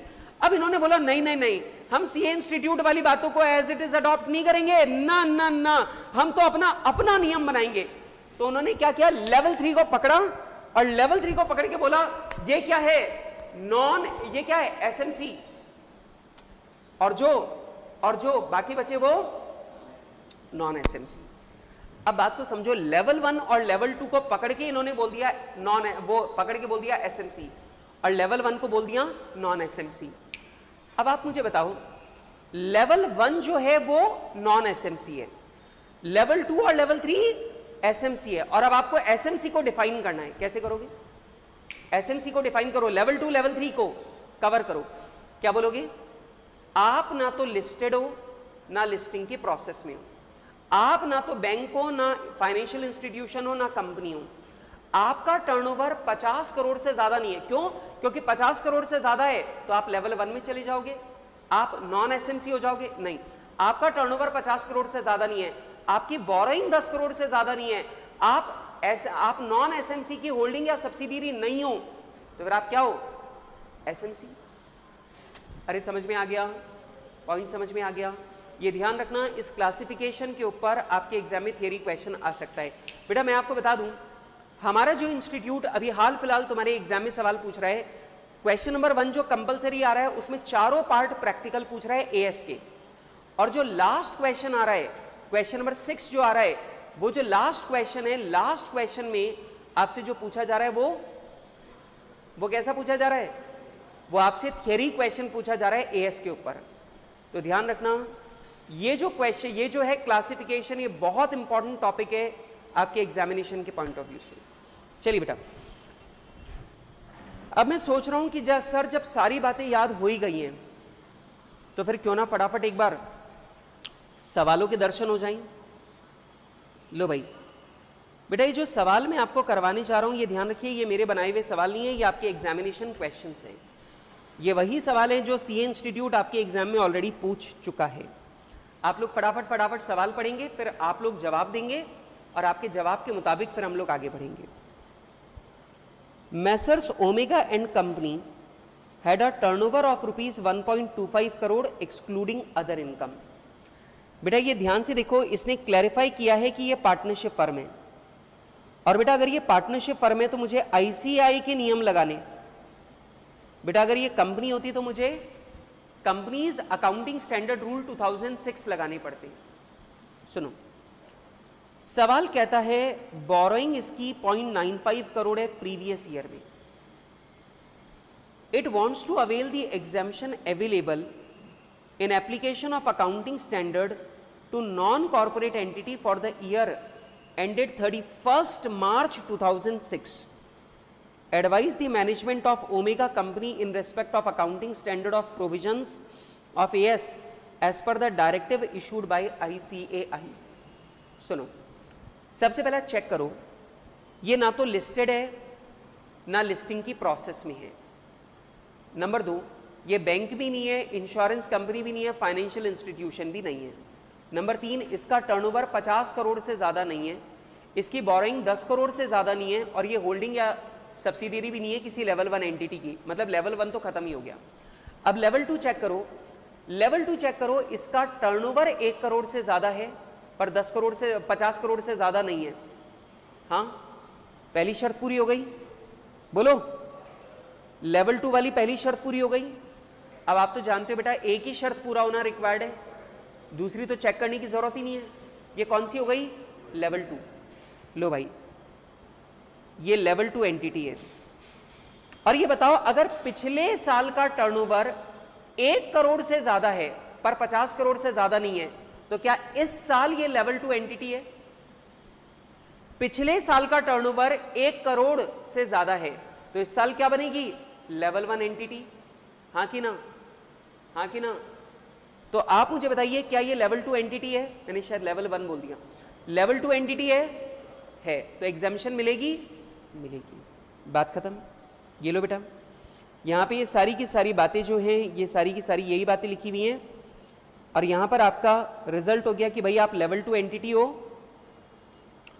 It will be classified as, देखो, it will be classified as level 2 entity, और क्योंकि ये लेवल 2 एंटिटी है तो लेवल 2 एंटिटी को जहां जहां पे एग्जाम्पशन मिलती है वो सारी की सारी एग्जाम्पशन इसको मिलेगी। बेटा क्लियर है क्वेश्चन? पक्का? चलो, दूसरा सवाल, अकाउंटिंग स्टैंडर्ड के फायदे क्या हैं? और अकाउंटिंग स्टैंडर्ड के जो फायदे हैं वो भी मैंने आपको यहां पे बता दिए। ठीक, ये अपन डिस्कस कर चुके। अभी जो क्वेश्चन नंबर 2 है ना बेटा, ये वाला क्वेश्चन तो अपन ने शुरुआत में डिस्कस कर लिया था कि अकाउंटिंग स्टैंडर्ड के फायदे क्या हैं। सबसे पहला, बहुत सारी अकाउंटिंग पॉलिसीज पॉसिबल है, उनको अकाउंटिंग स्टैंडर्ड रिड्यूस करके लिमिटेड ऑप्शंस बना देता है, और लिमिटेड ऑप्शन बना देता है तो भैया आपको चुनने में आसानी हो जाती है। नंबर 2, जो हमारे फाइनेंशियल स्टेटमेंट है वो कंपेरेबल बन जाते हैं, क्योंकि पूरी दुनिया में अगर अकाउंटिंग पॉलिसी सेम रहेगी तो आप दुनिया की किसी भी कंपनी के फाइनेंशियल स्टेटमेंट को दूसरी कंपनी के फाइनेंशियल स्टेटमेंट से कंपेयर कर पाओगे। और नंबर 3, अकाउंटिंग स्टैंडर्ड डिस्क्लोजर की मिनिमम रिक्वायरमेंट को स्पेसिफाई कर देता है, तो भैया हर एंटिटी को मिनिमम डिस्क्लोजर की शर्त तो पूरी करनी पड़ती है, तो ये भी दिक्कत खत्म हो जाती है। क्लियर है बात? क्लियर बात? क्लियर बात? क्लियर बात? डन? ओके, तो लीजिए बेटा, ये सारी की सारी बातें थी जो मुझे आपके साथ में डिस्कस करनी थी बेसिक प्रोविजंस को लेकर के, और बेसिक प्रोविजंस को लेकर के मैंने ये सारी की सारी बातें आपके साथ में डिस्कस कर ली है, और मुझे दिखाई दे रहा है कि आज हमारा जो टाइम है वो लगभग फिनिश हो ही गया है। कुछ मिनट जो हैं वो बाकी हैं, बट इस कुछ मिनट में हम लोग बहुत ज़्यादा कुछ नए अकाउंटिंग स्टैंडर्ड के बारे में कवर नहीं कर पाएंगे, इसलिए अपन आज की बात यहीं तक कवर करते हैं। डन? Any problems? बेटा अब आप मुझे जल्दी से बताइए, क्या ये बेसिक जो बातें हैं ये सारी की सारी आपको याद रहेंगी? पक्का? सबसे पहला ये बताओ, अकाउंटिंग स्टैंडर्ड बनाने का काम कितने लोग कर रहे हैं? जल्दी बोलो, जल्दी बोलो। अकाउंटिंग स्टैंडर्ड बनाने की पावर कहां से आ रही है? 3 जगह से। सीए इंस्टीट्यूट बना रहा है बिना किसी पावर के, ठीक है? कोई कानून सीए इंस्टीट्यूट को एएस बनाने की पावर देता नहीं है, पर सीए इंस्टीट्यूट ने अपनी तरफ से अपनी जिम्मेदारी मानकर अकाउंटिंग स्टैंडर्ड बनाई है। नंबर 2, सेंट्रल गवर्नमेंट के पास पावर है सेक्शन 133 ऑफ कंपनीज एक्ट के मुताबिक। नंबर 3, सेंट्रल गवर्नमेंट के पास पावर है आईसीडीएस बनाने की section 145(2) of income tax act के मुताबिक। एएस बनाने की। अब बेटा हमारे सीए इंस्टीट्यूट ने लॉबिंग की और लॉबिंग करके अपने अस्तित्व को बचाने के लिए सीए इंस्टीट्यूट ने सेंट्रल गवर्नमेंट से अपने ही accounting standard companies accounting standard के रूप में नोटिफाई करवा लिए। मतलब जो सीए इंस्टीट्यूट के अकाउंटिंग स्टैंडर्ड है वही कंपनीज एक्ट के नोटिफाइड अकाउंटिंग स्टैंडर्ड है। क्लियर है मेरी बात? इधर क्लियर है मेरी बात? वही अपने नोटिफाइड अकाउंटिंग स्टैंडर्ड है। अभी ध्यान रखना, अगर कोई नया accounting standard CA institute issue करेगा तो वो कंपनी के ऊपर एप्लीकेबल नहीं होंगे अंटिल सेंट्रल गवर्नमेंट उसे नेफ्रा की रिकमेंडेशन पे नोटिफाई कर दी। क्लियर है बात? मेरी बात समझ रहे हो? मतलब CA institute accounting standard issue करेगा, इशू करते ही वो कंपनी के ऊपर एप्लीकेबल नहीं है। वो एप्लीकेबल कब होंगे? जब सेंट्रल गवर्नमेंट उसे नोटिफाई करेगा। क्लियर है बात? एक बात ये ध्यान रखना, अगर कोई भी कंपनी, अच्छा सेक्शन 129 कहता है कि जो नोटिफाइड अकाउंटिंग स्टैंडर्ड है वो सारी कंपनी को फॉलो करना कंपलसरी है। अगर फॉलो नहीं किया तो आपको बताना पड़ेगा क्या डिविएशन है, आपको बताना पड़ेगा डिविएशन क्यों है, आपको बताना पड़ेगा डिविएशन का फाइनेंशियल इंपैक्ट क्या है। आपको ये सारी बातें अपने नोट्स टू अकाउंट्स में डिस्क्लोज करनी पड़ेगी। Are you ready for this? बेटा बात समझ में आ रही है? चार्टर्ड अकाउंटेंट जब अपनी ऑडिट करेगा तो ऑडिट रिपोर्ट में भी लिखेगा क्या इस कंपनी ने सारे अकाउंटिंग स्टैंडर्ड फॉलो किए या नहीं किए। अगर नहीं किए तो वो क्वालिफाई करने पड़ेंगे उसे अपनी रिपोर्ट में। लेकिन ध्यान रखना, अगर किसी कंपनी के ऊपर कोई दूसरा कानून एप्लीकेबल है और दूसरे कानून की एप्लीकेबिलिटी की वजह से वो कंपनी कुछ डिस्क्लोजर नहीं दे रही है तो वो एएस का वायलेशन नहीं माना जाएगा। ठीक है बेटा, अगर किसी एंटिटी के ऊपर अगर किसी एंटिटी के ऊपर कोई कानून ऐसा है ही नहीं जो अकाउंटिंग स्टैंडर्ड्स लगाना कंपलसरी करता हो, जैसे पार्टनरशिप और प्रोप्राइटरशिप, तो बेटा उनके केस में क्या होगा? उन्हें बाध्य नहीं किया जा सकता अकाउंटिंग स्टैंडर्ड लगाने के लिए, लेकिन चार्टर्ड अकाउंटेंट को बाध्य कर दिया गया कि जब इनकी ऑडिट करो तो इनकी ऑडिट रिपोर्ट में लिख देना कि इन्होंने अकाउंटिंग स्टैंडर्ड फॉलो नहीं किया है। क्लियर बात? बेटा सेंट्रल गवर्नमेंट ने सेक्शन 145(2) की पावर का, इनकम टैक्स एक्ट 1961 के सेक्शन 145(2) की पावर का इस्तेमाल करके 10 आईसीडीएस जो हैं वो नोटिफाई किए हैं। ये आईसीडीएस अपने को पढ़ने नहीं है, ये आईसीडीएस अपन लोग पढ़ेंगे सीए फाइनल में। ये बताओ ये किसके लिए मैंडेटरी हैं? जो मर्केंटाइल सिस्टम लगा रहा हो और जिसके पास बिजनेस एंड प्रोफेशन एड या इनकम फ्रॉम अदर सोर्सेज की इनकम आ रही हो उसके लिए मैंडेटरी है। नंबर दो ध्यान रखना, अगर कोई इंडिविजुअल या एचयूएफ जिसे अपने अकाउंट्स की प्रीवियस ईयर के अकाउंट्स की ऑडिट करवाना कंपलसरी नहीं था सेक्शन 44AB में, तो बेटा उसके लिए आईसीडीएस फॉलो करना कंपलसरी नहीं है। ठीक है, उसके बाद में मैंने आपको बताया था कि सीए इंस्टीट्यूट ने सारी एंटिटीज को कितनी कैटेगरी में क्लासिफाई किया है? 3। और कंपनीज अकाउंटिंग स्टैंडर्ड रूल्स में कंपनीज को कितनी कैटेगरी में क्लासिफाई किया गया है? 2। बेटा इधर पहली कैटेगरी में कितने पॉइंट है? 5, दूसरी कैटेगरी में 3, और जो पहली और दूसरे दोनों में कवर नहीं हो रहा वो क्या है? लेवल 3। इन्होंने यहां पे नेगेटिव डेफिनेशन बनाई एसएमसी की, और जो एसएमसी नहीं है वो क्या है? Non SMC. खत्म? क्लियर बात? चलिए दैट्स ऑल। तो आज के लिए यही बात हमारे को करनी है, यहीं तक की बातें अपने को डिस्कस करनी थी। आगे की बात हम लोग करेंगे कल। ठीक, और बेटा कल हम लोग शुरू करेंगे अकाउंटिंग स्टैंडर्ड 1, और हम लोग अकाउंटिंग स्टैंडर्ड 1 कंप्लीट करके अकाउंटिंग स्टैंडर्ड 2 करेंगे कल की क्लास में। ठीक, बाय फॉर नाउ, मिलेंगे कल।